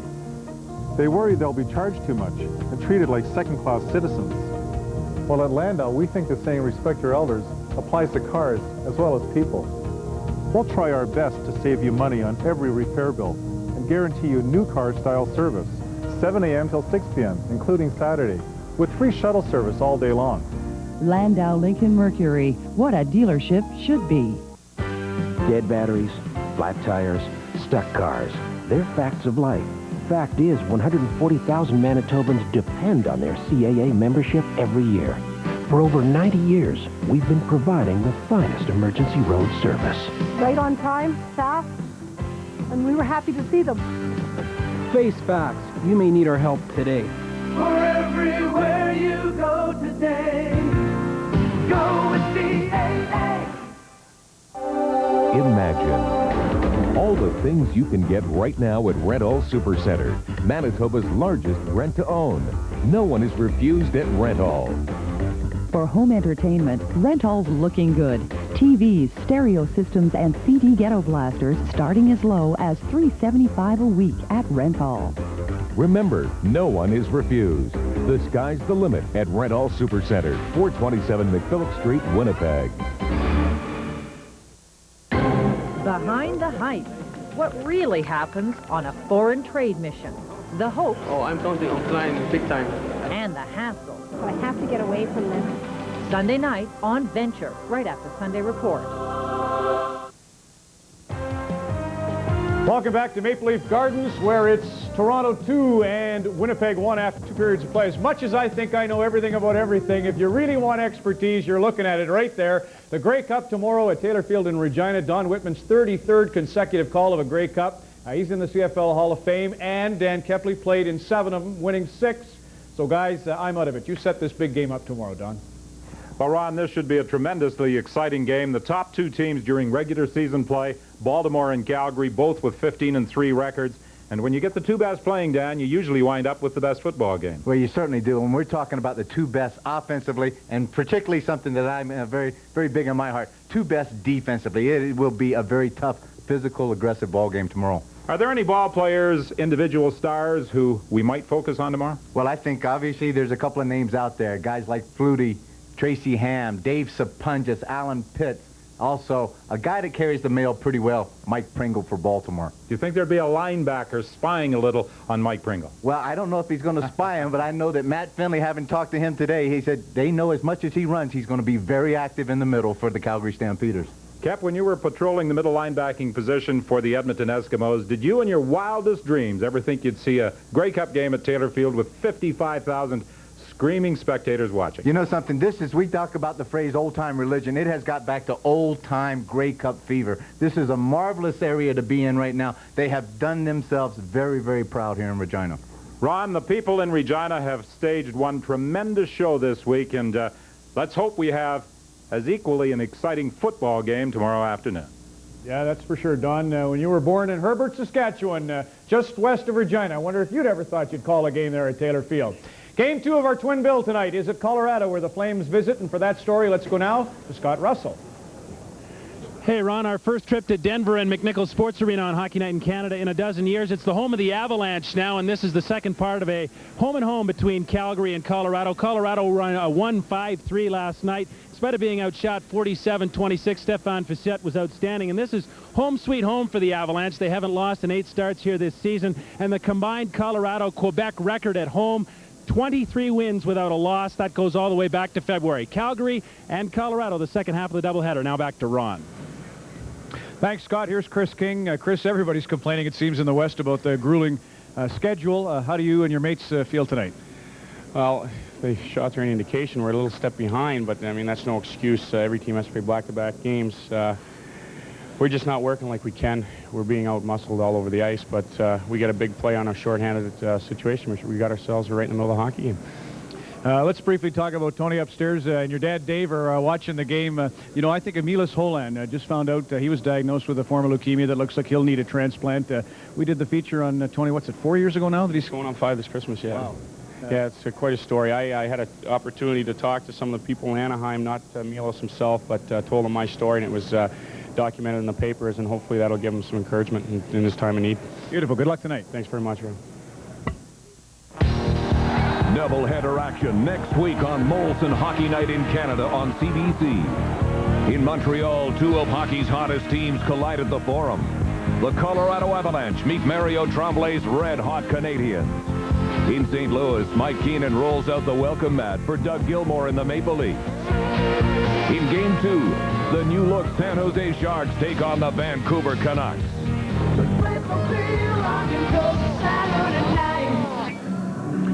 Pat Burns, what's your read on the club's position through 2?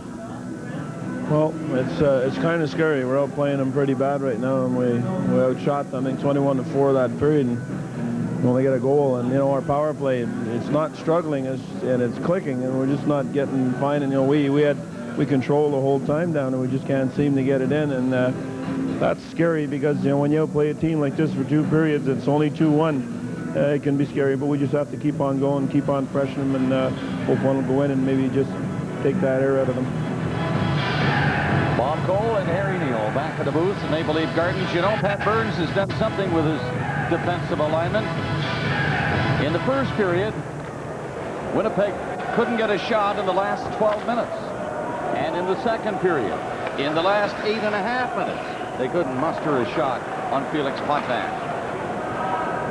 And the Leafs are leading 2-1 as we start the third. On a power play for Toronto, a minute left in the penalty to Winnipeg. It's away from Murphy outside the line. Nice pass up for Momesso, though, but offside. Hold was not back outside that blue line. In the second period, Solani and Hogue exchanging goals at 5:24. It was Hogue from Momesso and Sundin. Solani shorthanded from Turcotte at 11:30. I'll have a look at the ice time for these 3 fine players. Doug Gilmour headed toward a 22-minute night. Solani and Sundin just about even in their shifts. Sundin's shift shorter. Winnipeg Jets are also getting pounded in the face-off win department, 21-8. And that's another indicator of where the play's been most of the time. The puck's been with the Leafs, and so have the chances. Daryl Shannon has another 35 seconds left in his penalty. Toronto 2, Winnipeg 1, and the Leafs move it up on this power play. Janssen gets to center and shoots it in. Abby Boulin out of the net quickly to stop it. Manson couldn't clear it, but he stopped the pass from Gartner. And now the Jets are going to shoot it back down the ice with only 15 seconds left in the penalty to Shannon. Jets are changing the penalty killers.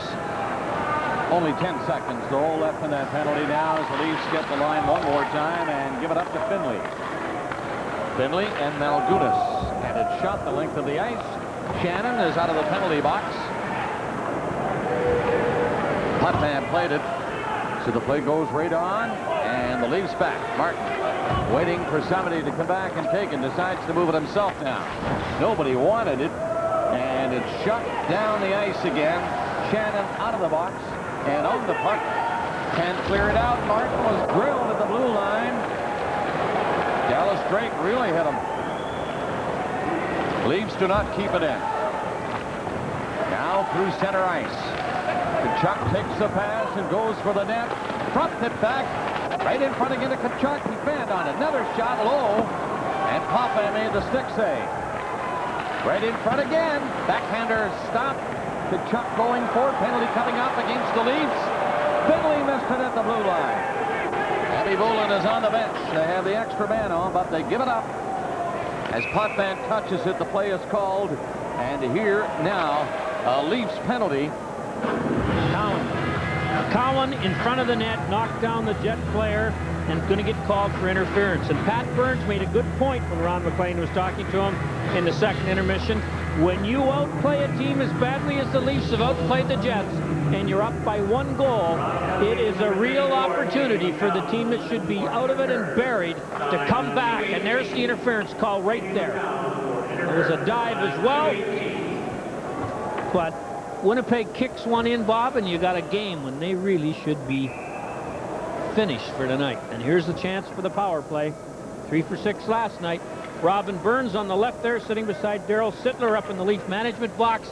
Former NHLer and now a major player in the iTech hockey equipment business, the cousin of Pat Burns. Winnipeg has had just 9 shots in the game to this point. Toronto has had 32, but the score remains Toronto 2, Winnipeg 1. Winnipeg man advantage, moving it in. Down the right side is Doan. From the corner, trying to center it along with Korolev. Poked away by Wood. He gets it out over the line. Nearly set up a break for Toronto. Leafs are on it. Backhanded in deep by Randy Wood, and the Leaf penalty killers change up. McCown is in the penalty box. Has 1:15 left. Coming up to the 4-minute mark of the third. Winnipeg trying to tie it here. Doan brings it in. Long pass for Solani. Doesn't get to him. The Leafs, Doug Gilmour, flipped it on the boards, tried to go himself, and now does. With a fine effort, Gilmour gets in. It's dropped back in front, and the Jets are on at the circle. Back they come. Korolev through center and at the Leaf line, coming in with Solani.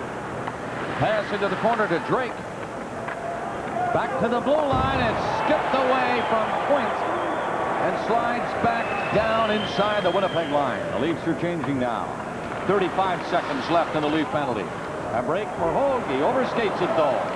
Sundin was there with him. Tkachuk on the move on the left side. Comes back with the pass.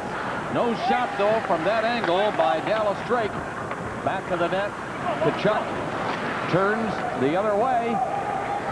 Centered and fired over the glass into the crowd. 13 seconds left in the McCown penalty. Well, the Winnipeg Jets look like they think they have a little bit of a chance for a comeback here, although early stretches in the first and second period, they looked all right. It was the last 2/3 of each period where they just disappeared. Terry Simpson, the coach of the Jets, 16, 14, and 3 as the mentor for the Winnipeg Jets. And I'm sure he has not enjoyed the first 2 periods at all. On this face-off, won by Toronto. Puck comes along the boards and gets out over the line. Hogue poked it ahead. Sundin coming in with a backhander, and he kept going. He and Darren Quint were all tied together, and they kept going right to the net. And Happy Boulin made a gymnastics move there after being hit by both of them. Boy, I like the looks of this kid, Darren Quint. We've seen Solani power around a lot of defensemen in this league. Quint wouldn't allow it. And look at this move by Happy Boulin. Matt Sundin starts outside the 19-year-old defenseman Darren Quint. Quint stride for stride with him, makes a nice defensive play. And then Happy Boulin shows you his acrobatics are not only confined to stopping pucks, but stopping players.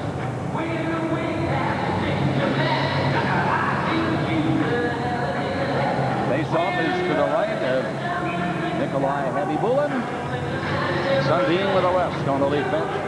He scored the first goal of the game at 8:40 in the first period. Home tied it. Solani scored for Winnipeg. And we're into 4:16 of the third period. No scoring in this one yet. McCown now out of the penalty box. Penalty over. Through center, that's Turcotte. Broken up just inside the Leaf line by Janssen. Shannon was bumped near center ice by Hudson. Kenny Janssen poked it ahead. It got away from McCown, though. Once again, Hudson back for Toronto. McCown is up there with him. McCown trying to get off. Puck comes in front.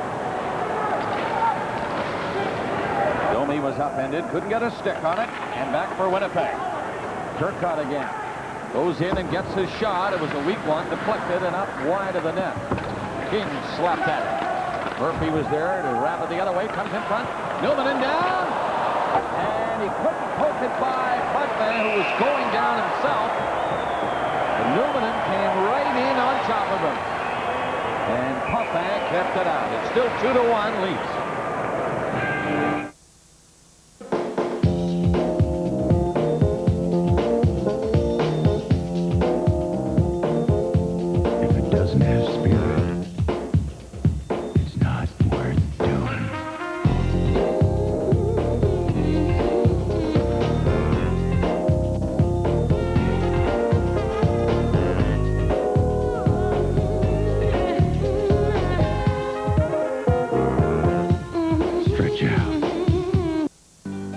Across Canada, your True Value hardware store is putting up the tree, plugging in the lights, and stocking the shelves with values like shave off $10 with this Micro Groove Fill-A-Shave electric razor with 9 settings, now just $89.97. Sanyo's Forehead VCR, just $299.97, and save $100 on Sanyo's 25-inch TV, just $499.97. That's why you can count on True Value, the friendliness of a neighbor, the strength of a chain. Coming up right after this game at Maple Leaf Gardens in Toronto, we're going to see the Calgary Flames at Colorado take on the Avalanche.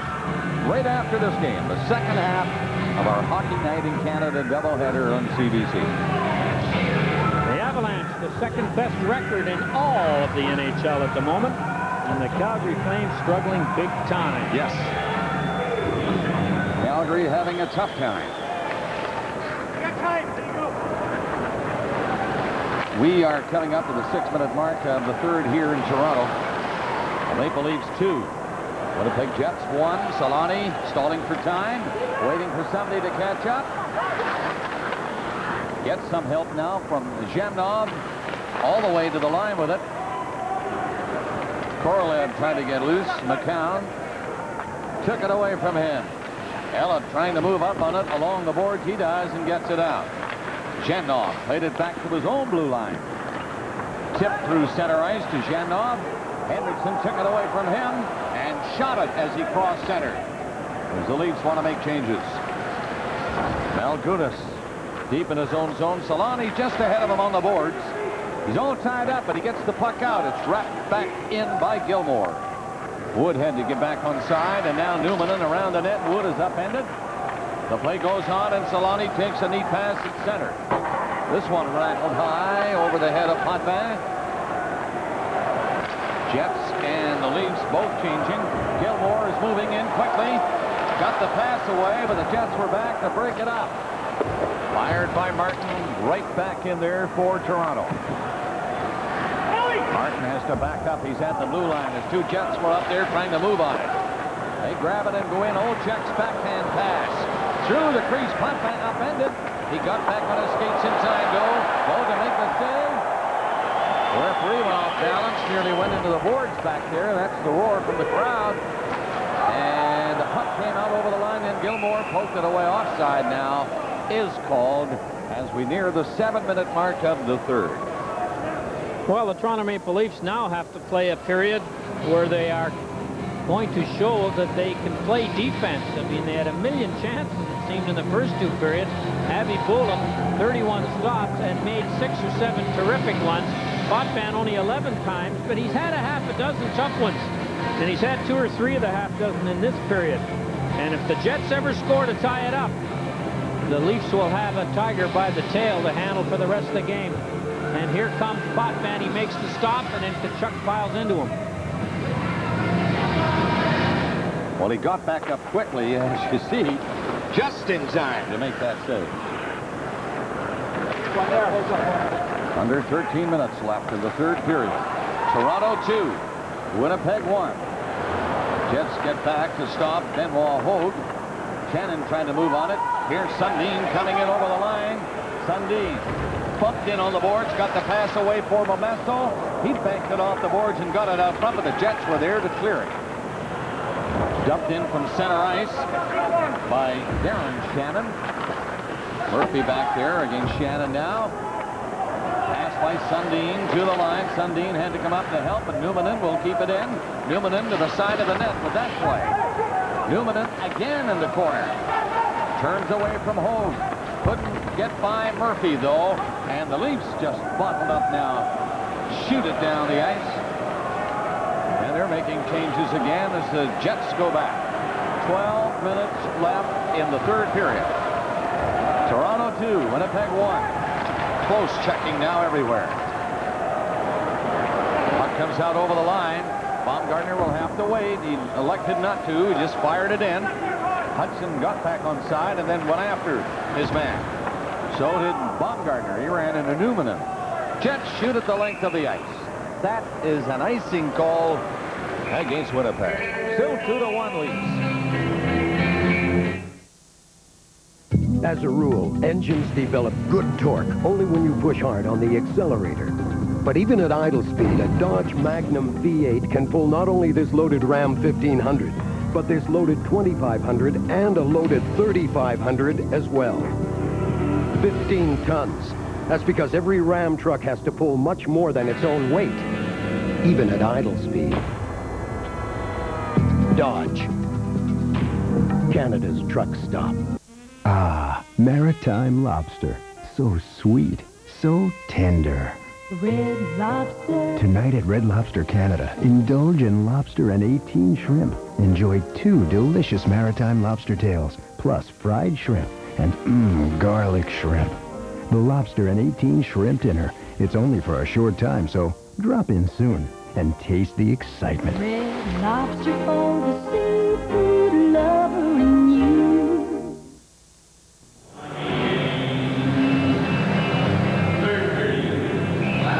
Well, all night long, Pat Burns has put Hendrickson, Wood, and Craig, McCowan, and Ellett against the Solani, Zamnoff, Korolev line. And that group has done a good job because these guys are sitting with 1 goal, and that's a dangerous trio. Solani has that goal. It came at 11:30 of the second period. Short-handed, so you can't blame this fivesome who have played 5-on-5 against this group every shift tonight. Winnipeg moving it up quickly, but they go offside. Solani just a step ahead at the blue line. It stops that play.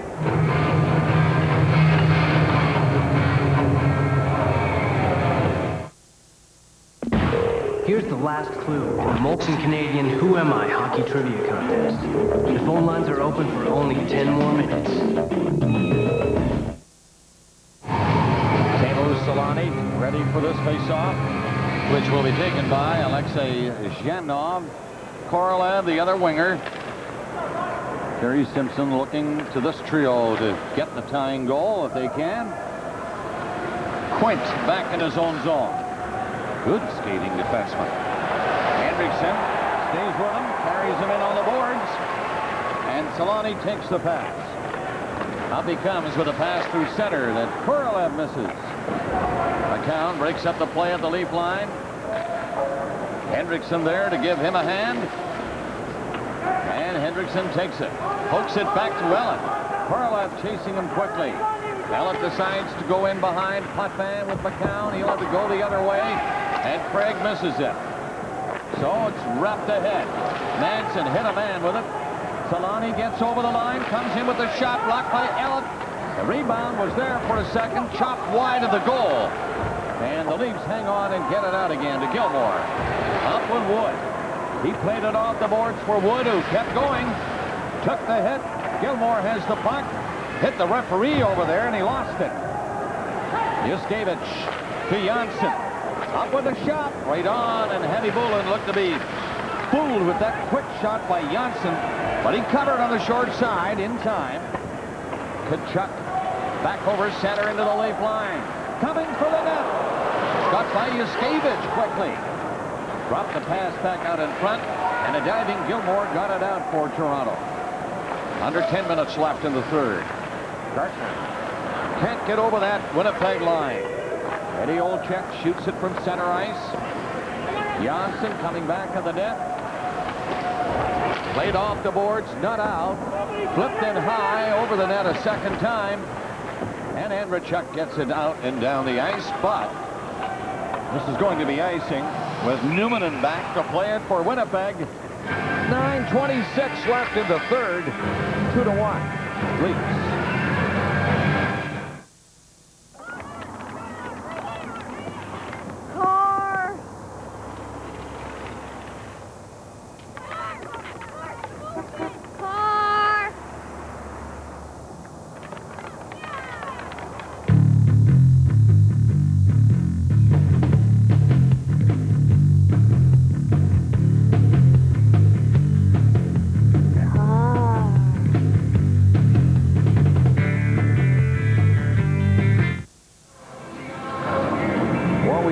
Top of the show that the Winnipeg Jets were a more exciting team this year in this game They have just the 13 shots. That comes as a bit of a shocker. But they've been checked closely by the Leafs, so I guess you have to look at Toronto's game plan. Might account for something. There's a long shot. That's tipped high. And into the crowd again behind Potvin. Well, the challenge, or one of the challenges to play against these Winnipeg Jets, especially the first two forward lines, the one with Tkachuk and the one with Zhamnov, is to forecheck the weakness of their team, their defense core. Don't get trapped and give those two lines any odd man rushes through the neutral zone. And in the center zone, get the puck deep. Don't turn it over with a pass interception or a bad shoot in at the blue line. Because if they get away on you with a man advantage on a rush, they can really burn you. 9:20 left in the third period. Fogg would have been offside, I think, had he picked that pass up. Andy Bullen had to come out and play it. So now it's cleared to center ice. King moves up over the Leaf line. In there with Turcotte. The two of them chase it back to the goal. They're all tied up by McCown. And Holt gets it ahead to Sundin to Momesso. Momesso shoots it in. Took a hit trying to go around Manson. He played him all the way. The Leafs are on it. Murphy shoots it low. Tipped by Momesso and wide. Chris King starting the Jets back. Quint got a shot rip. Right on Potvin, made the save, set up the big rebound though, and the Leafs are going to clear down. Janssen saw a man up there, but Newman made a big play to intercept the pass. Sundin was the man up there for Janssen. He was behind everybody. Newman, a good play. There goes Hudson to pick it up for the Leafs. Left it for Wood, but he's covered back there, and the Jets are going to move it. Solani takes it. Zhenov through center ice to the Leaf line, going in hard, and the shot blocked by Potvin. Solani takes it. Zhenov was really flying. He has it again. Solani. That's stopped by Potvin. Jets coming close. Potvin shining now when given the opportunity. Leafs back. Ellen took a look over his shoulder. He saw Korolev come in, so he played the puck. Cleared on the boards. Korolev, chased by Ellett. Can't shake him off. Ellett takes it and gives it to Wood. Wood through center. Had to maneuver away from two checking Jets. And he shot it in deep. 7:20 left in the third. 2-1 Toronto. Pass up to center, and it's shot in on the wing. Olczyk's drive. Turned away by Potvin. Gilmore fired it up to Craig, and he gets rid of it into the center ice area. Gilmore moving up. There goes Gartner. Gartner speeding in. High shot going for that near top corner. Didn't miss by much. Tkachuk back again. He fired a low one in on Potvin. Stick save. This game is opened up a bit now as they both go at it end to end. Gilmore is in. He rolled it in there, and the Jets break it up, but a penalty has been called against the Winnipeg Jets with 6:42 remaining in the third. Minute-by-minute market information. This farming innovation is brought to you by Chevy Trucks. My hands were steady.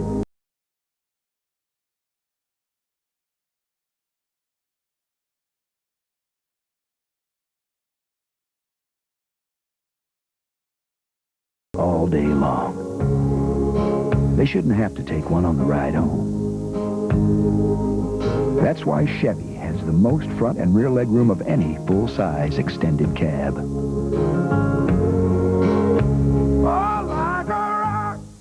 A touch-tone phone and an access code deliver the latest market prices, agri-news, and weather 24 hours a day.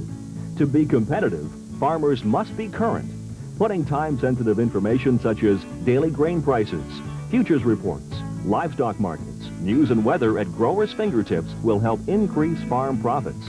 This is a farming innovation.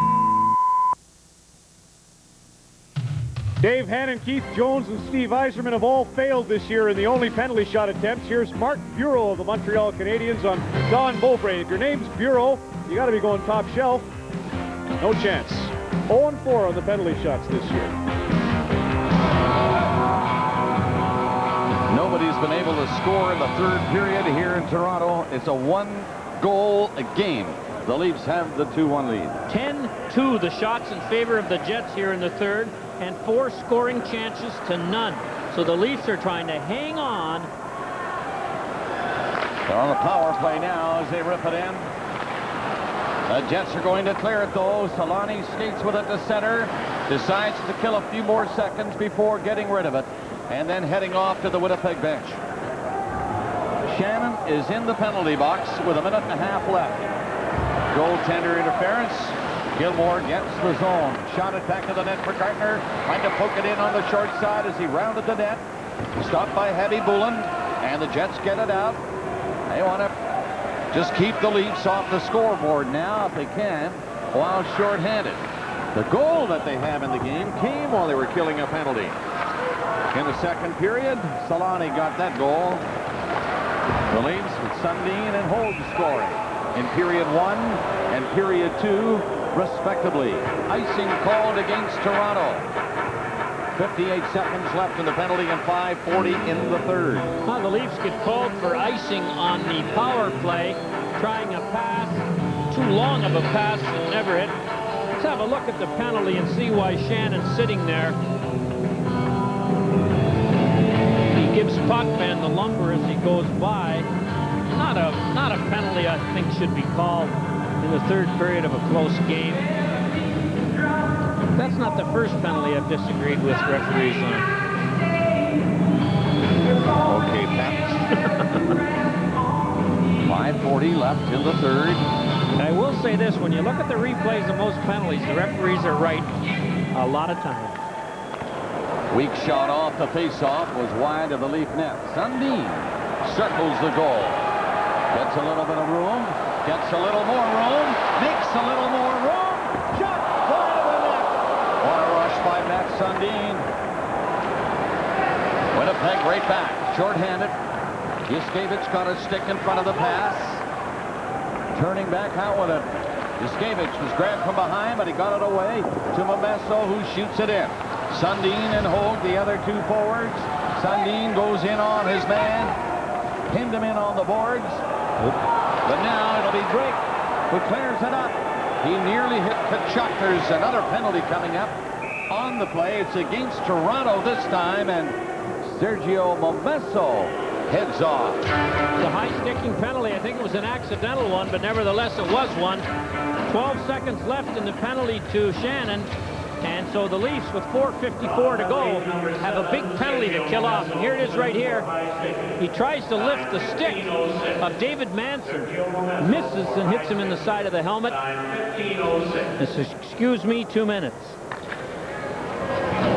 High-sticking penalty to Momesso, but Sundin was brilliant a moment ago. Solo rush. He decided to keep going. Every time he looked up, he saw maybe an opening. Then he did a bit of work to create the last one. Well, that's a great-looking rush, Bob. But on the power play, why would you try and beat 4 defenders? Why not move the puck? And I'm not knocking Sundin. If anybody could beat 4 defenders, he might be able to. But it's a low percentage play, and if you turn the puck over, the penalty killers could get a chance going the other way to burn you badly. 4:54 left in the third period. Only 12 seconds left in the Winnipeg penalty. Momesso beginning his minor penalty now. So Winnipeg gets a chance with a power play coming up. They've had 3 shots in 2 previous power plays. And now Shannon is out of the box. So Winnipeg has the man advantage. Leafs dump it in. Circling back is Zhenov. Comes out with a pass to center. Zhenov again to Solani. Turcotte on the play. Flipped it in front of the Leaf net. It comes right back to Turcotte and near the line. Zhenov with Turcotte. The two of them keep it in. Korolev gets it back to Turcotte. Zhenov to Turcotte. Again Zhenov. Now the shot. That hit wood. It bounced away from the Leaf net. Korolev was there, but he couldn't pick it up, and the Leafs get it up near the line. Turcotte dropped it and took the shot off. Potvin up high. Corlett trying to center it. Winnipeg Jets keep it in. The heat is on. On a broken stick shot by Shenov. And the puck goes right to Hudson. He had no problem clearing it down the ice. 55 seconds left in the Leaf penalty. Meso is in that penalty box. Nice sticking. Newman to center ice with the pass, and maybe a penalty called for Winnipeg. Too many men on the ice. At the far side, the linesman stopped the play near the Winnipeg bench. And we'll see if that is what happened. Don't forget, right after this one, going to Denver, see Joe Sakic and arrest Forsberg. He's coming to his own. We all predicted that, of course. That's the second half of our doubleheader. Calgary and Colorado. Yes, it is. Too many men on the ice against Winnipeg. Boy, that's a tough pill to swallow with 3:40 to go and 46 seconds left in your power play.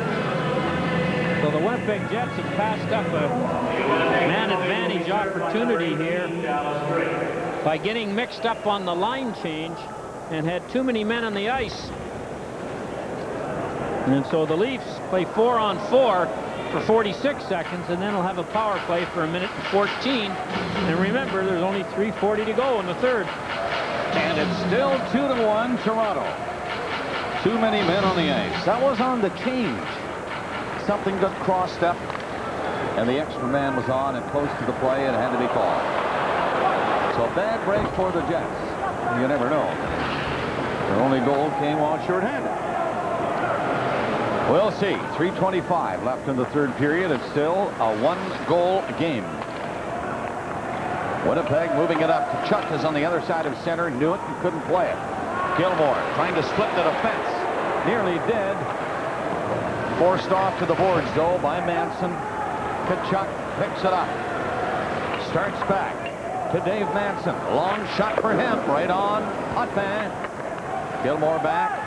Shoveling it up on the boards. It does not get out. Long shot in is tipped right to the net by Tkachuk. Potvin made that stop. Meso is out of the penalty box. The Leafs have the man advantage. For another 1:05, barring any other penalties or a goal. It's 2-1 Toronto. Turning is Gardner. Gets a little bit of room to move it, and Gardner now skates on it. He's spun around. Turcotte flipped the pass, rink wide, and the Leafs will get it. Gardner winds up, drives it back in. Finley starting away. Didn't get too far. Sundin knocked it down. The play called. High stick made contact. And the face-off will come back, of course, inside the Leaf line as they have the man advantage. And they have that infraction with the high stick. Well, it's a reaction, you know, Bob, when the puck's up over your shoulder and you think you can stop it to keep it alive, and you put your stick up and you forget that on the power play, the face-off doesn't just come outside, it comes all the way back into your own zone. So you've lost the puck possession you had in the offensive zone, and you're penalized 200 feet. 37 seconds left in the penalty against Winnipeg. Too many men on the ice, being served by Dallas Drake. 2:17 left in regulation time. Face off to the right of Potvin. Leafs get the draw. It's poked back by Gardner. Murphy waiting behind the net to start the 5 Leafs out. He lugs it up to center ice. Now he shoots it in from there. Jets come back trying to pick it up. Hogue was after it. The Leafs stop it on the boards and keep it in. Sundin knocked it down. Rolled it back into the corner. Goes back in the net to Gardner. Gardner is turning with it. Up on the boards to Hogue. Back to Murphy. Shot. Kicked out by Javi Bullen. Gardner upended his man in center ice. Turcotte. The Winnipeg Jets wanted a penalty call. Sundin fired one in. And in front of the net, Gardner was knocked down. Centered again. Penalty is over. The Jets have killed it off. And they're on the move looking for the tying goal is Solani. He lashed it in front of the Leaf net, but there was Matt Sundin again. And he just shoots it down, and it was nailed. And he comes back at the Winnipeg player, Dallas Drake. And And he's going to get a slashing penalty for it. Drake nailed Sundin when he cleared the puck. And Sundin got the stick on it. He's got a goal.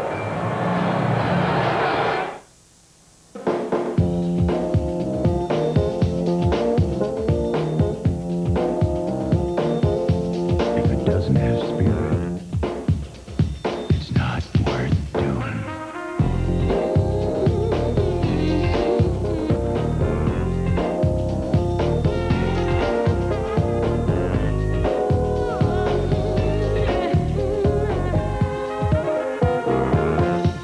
Stretch out.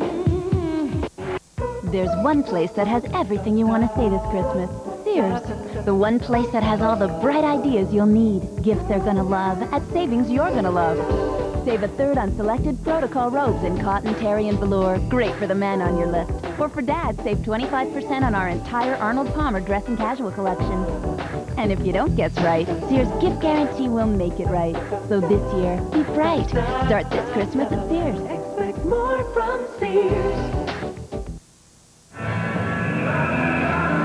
That's Sundin in the penalty box for slashing. You see the time, 18:46, so a minute 14 remaining. He was down the wing. And he is ready to take a check from Dallas Drake.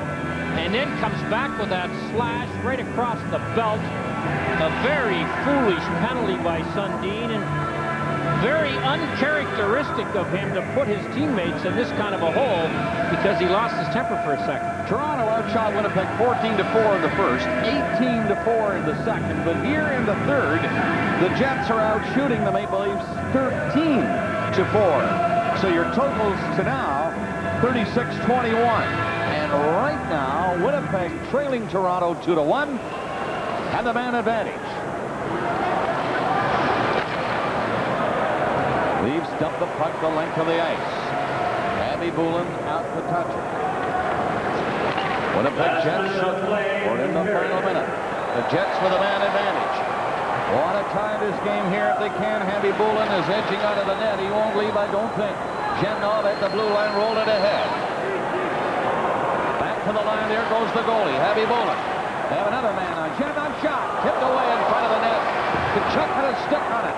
Couldn't direct it in, though. And the Leafs dump it out over the line. 34 seconds remaining. Empty net down there for Wharton. By about 6 inches. 25 seconds remaining in regulation time. The Leafs lead 2-1. Short-handed. Net empty. Good forechecking by the Leafs. Randy Wood. Slap back of the net. 15 seconds left in this baby. The Winnipeg Jets trying to get it going one more time. And here they come. Up across center, Solani going in with the pass. For a left, can't handle the pass. Goes back of the net. 2 seconds. Leafs are going to win the hockey game. It is over. Good effort by Solani and the Jets. But they fall short. And the Toronto Maple Leafs defeat the Winnipeg Jets 2-1. Well, it was a difficult victory, and it shouldn't have been for the Leafs. And they were lucky in the third period to weather the storm. So this game is over. A 2-1 win by Toronto. Now let's find out about what's happening at the Forum in Montreal. Those of you who've been watching the Maple Leafs beat the Winnipeg Jets, I'm Dick Irfin with Ken Daniel and Greg Millen here at the Montreal Forum. You might as well get in the last 27 seconds of this game with the Montreal Canadiens leading the Ottawa Senators 5-1. And it's been a case of the Canadiens really just playing it the way they wanted to play it, Greg, here tonight. Absolutely. Once again, the Canadiens getting a lead, something they've been doing ever since they've been on this big roll and then protecting it extremely well. The Senators really haven't been in this game at all since the start. There's Mark Giroux, who missed a penalty shot trying to Oleg Petrov, and he rifles one wide on Don Beaupre, and that'll do it. So the Ottawa Senators losing streak now stands at unlucky 7 in a row. And the Montreal Canadiens win for the 4th straight time and for the 11th time in 13 games, Greg, under the coaching of Mario Tremblay. And who would have thought it? Who would have thought a dejected Rick Bowness strolling across the ice, but the Montreal Canadiens certainly have been an extremely big role. So the Montreal Canadiens, with the only goal in the third period scored by Turner Stevenson, defeat the Ottawa Senators. Final score, Montreal 5, Ottawa 1. It may happen today, it may happen tomorrow. And if it does, you'll be glad you have a CAA Manitoba membership. If it wasn't for you, I'd be here forever. When problems happen, we'll be there to help, providing the finest emergency road service. Tomorrow, hundreds of Manitobans will be reminded why they have a CAA membership. It really saves me every winter, every winter. For everywhere you go today, go with CAA. At the Keg, we welcome you to be our guest for a night of fun, steaks on the grill, and lots of juicy details.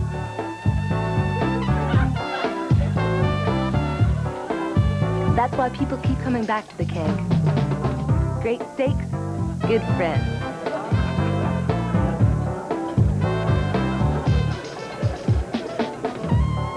See you tonight.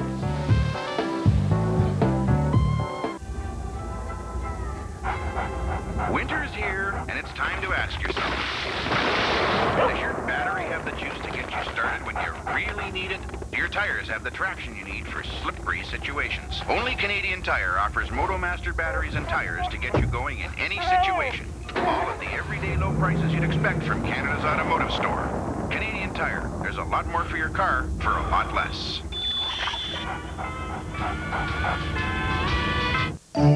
Are you ready to save on all your big Christmas shopping?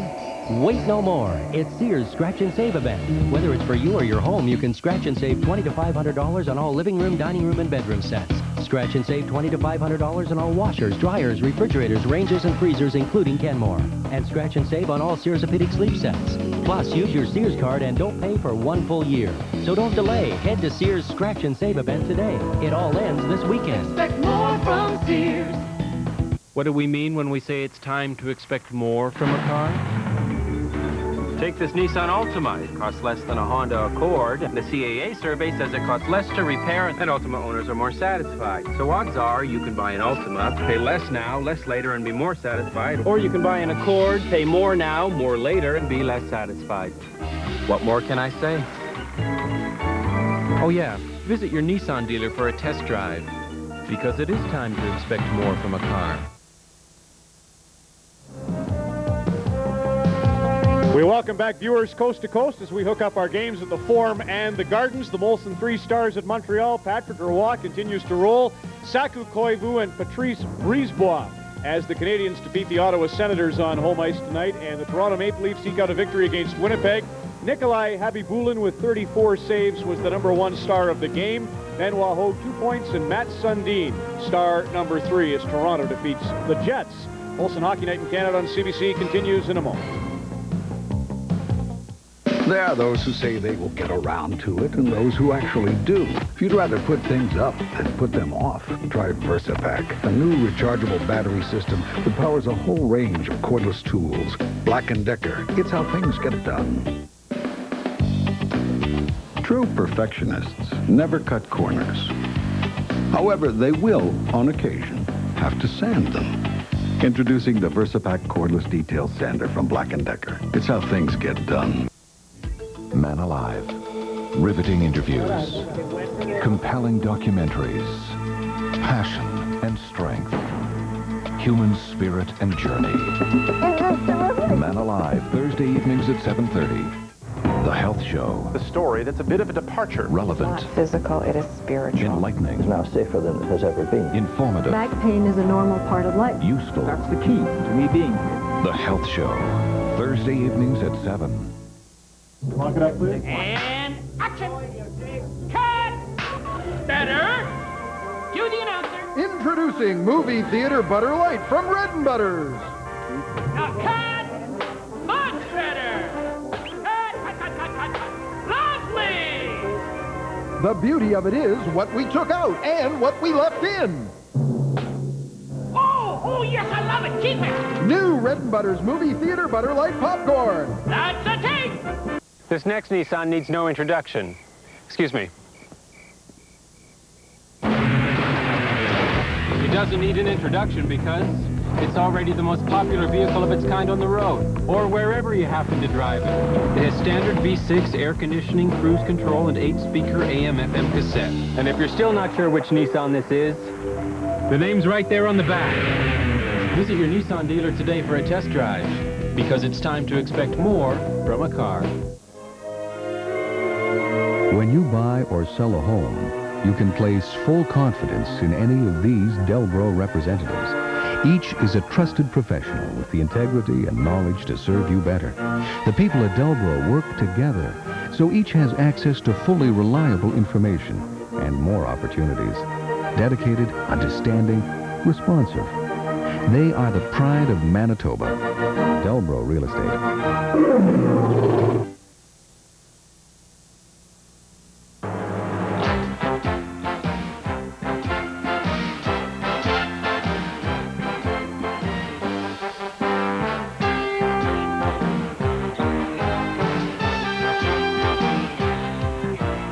So far this evening on Hockey Hall of Fame night at Maple Leaf Gardens in Toronto, the Leafs defeat the Winnipeg Jets by a score of 2-1, a hard-fought victory for the home side there, while Montreal cruises now 11-2 as they beat Ottawa. Game 2 is still ahead from Denver, Colorado. We'll go to the McNichol Arena for the Avalanche, who are 6-0-2 at home against the Calgary Flames. Here's one of the stars of the game at Toronto, Benoit Hogue, who was also a star the other night in Tampa. But let's begin with your thoughts on, and if you're really good in the interview, by the way, Benoit, you can have that glass of water sitting over there. Thoughts on the game tonight? Well, I think it was a tough game. I think, we came back from Florida and we had late practice yesterday, and some guys, it was optional this morning, but I think we needed the rest, and it was tough coming in a building where it's pretty hot. So we battled all the way, though, and, it could go either way, but, we never quit. I think we worked all the way. The story goes that Pat had a chat, Pat Burns, with you and Matt Sundin, your line, before the game against the Lightning. What was said? Well, I think it's just that we were struggling. We were playing on different lines, and we were a little bit struggling. And then Pat decided to put us together and, give us each other a little push. And I think we talked about after the meeting, us three, and we said we got to get out there and play hard. And we like the line. We like to play together. And so if we want to keep it, we got to play well. So that's what we've been doing the last two games, and we got to keep working at it. In the game against the Lightning, when you're down, they come back and score that goal to go ahead. Did you have a feeling personally that this is a chance for me? I feel good. And once you did score the tying goal, did you then again have a great feeling going into overtime? Well, soon after scoring the tie goal, you go to overtime, you got to work. You say if we can get that game, it'll be a great steal. And I never thought of getting both goals, but we had a game, everybody excited, and we wanted to play good overtime, and we wanted to put the puck on net. That's what I did, and the puck went in.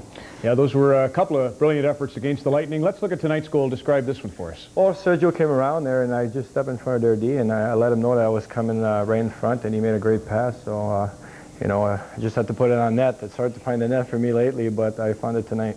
Well, it's a funny game, Benoit. You've had a great career scoring goals, and for the longest time couldn't seem to get it going as a Toronto Maple Leaf. You've done it. Congratulations on 2 great games in a row. Thanks, Ryan. Benoit Hogue, the number 2 star of the Toronto Maple Leafs 2-1 victory against the Winnipeg Jets. Game 2 still to come from Colorado. Let's go for a scene set now. There's Scott Russell ringside. Scott? Well, thanks very much, Ron, and welcome to McNichol Sports Arena. This is like the Avs and the Avnots, Calgary versus Colorado. This is like the peak and the valley of the Western Conference. The two teams played last night with Colorado winning 5-3. Huge task. The Avalanche couldn't be a more appropriate name for the Western leaders. They are literally smothering opponents. 1 loss in their last 12, still unbeaten at home in 8 starts.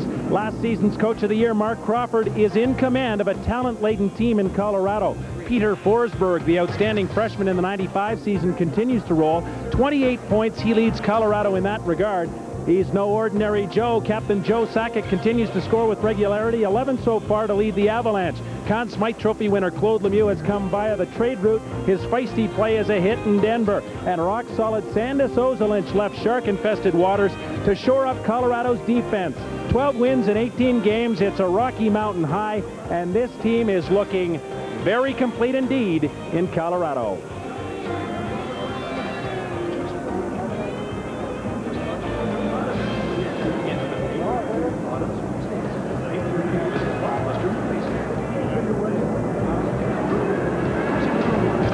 Mark Crawford of the Colorado Avalanche, and I'm sure he's talking about how strong his team has been in every regard. Meantime, the Flames continue to flicker. They have only 3 wins in 19 starts, and so far there is no relief for beleaguered head coach Pierre Pagé. Right now, back to Ron in Toronto.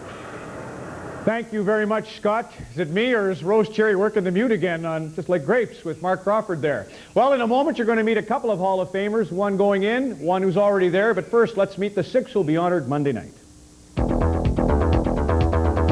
After 20 years in the NHL as a dominant performer, Larry Robinson was inducted into Hockey's Hall of Fame in his first year of eligibility. Larry joined the Montreal Canadiens in 1972 and won the first of his 6 Stanley Cup rings. He won the Norris Trophy twice and was a 6-time NHL All-Star. He finished his prolific career with the Los Angeles Kings in 1992 and, as you well know today, is the successful head coach of the Kings. Frederick Von Cook played 11 years in the NHL. 10 of those seasons were spent with the New York Rangers. And for the majority of that time, he was a member of the Bread Line with his brother Bill and Frank Boucher. Looked upon as an innovator, he is thought to have been the perfecter of the drop pass. After his playing career, the native of Kingston, Ontario, was a tremendous coach in the American Hockey League, his teams winning the Calder Cup on 7 occasions. Bill Torrey's abilities as a manager are unrivaled. After a brief stop in Oakland with the Seals, his greatest hockey challenge would take place in New York with the Expansion Islanders. With a blueprint for success, his draft and trading plan saw a championship by 1980. His Islanders won 4 Stanley Cups in succession. In 1993, the Florida Panthers turned to him, and the results have been impressive for one of hockey's great architects. Born in Dusseldorf, Germany, Dr. Gunther Sabetsky was the president of the International Ice Hockey Federation for 20 years, beginning in 1975. While he had a huge hand in the development of the German Hockey League, it was his abilities on the international stage with the World Championships, Canada Cups, and in 1972, the unforgettable Canada-Russia Summit Series that is his legacy to the sport. In 1995, the Elmer Ferguson Award is given to a man who has been a legend for those who have read the St. Catharines Standard anytime over the past 4 decades. Jack Gatecliff. He joined the newspaper in 1955, and he's covered all of that city's greatest hockey triumphs. Whitey Stapleton, Pitt Martin, the Teepees, and those prolific hockey years of the 60s and early 70s. He has also diligently covered the fortunes of the Buffalo Sabres of the NHL and has received 17 major newspaper awards for an outstanding career. And Brian McFarland. In 1995, the Foster Hewitt Award for Broadcasting Excellence goes to a most deserving recipient. Few people in the history of the game have been so versatile. A writer, a player, he was All-American at St. Lawrence, broadcaster and researcher.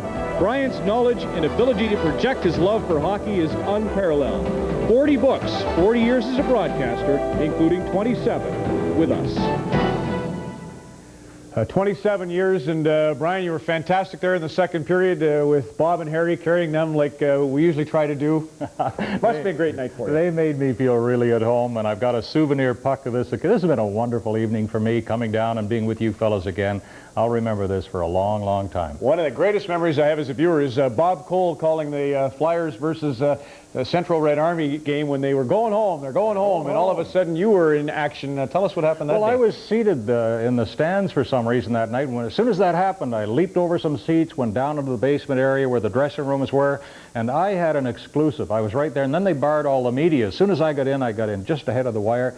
I had no microphone, no camera, no way to pass along what was happening down there. But you got it eventually, because I remember Bobby with the big gap. Oh, Bobby Clark, yeah. Those were great days in Philadelphia, especially when they won the Stanley Cup those 2 years, the first expansion team to do so. That city went wild. Now, you're the sports director at CFCF in Montreal, and you're looking for keen young recruits.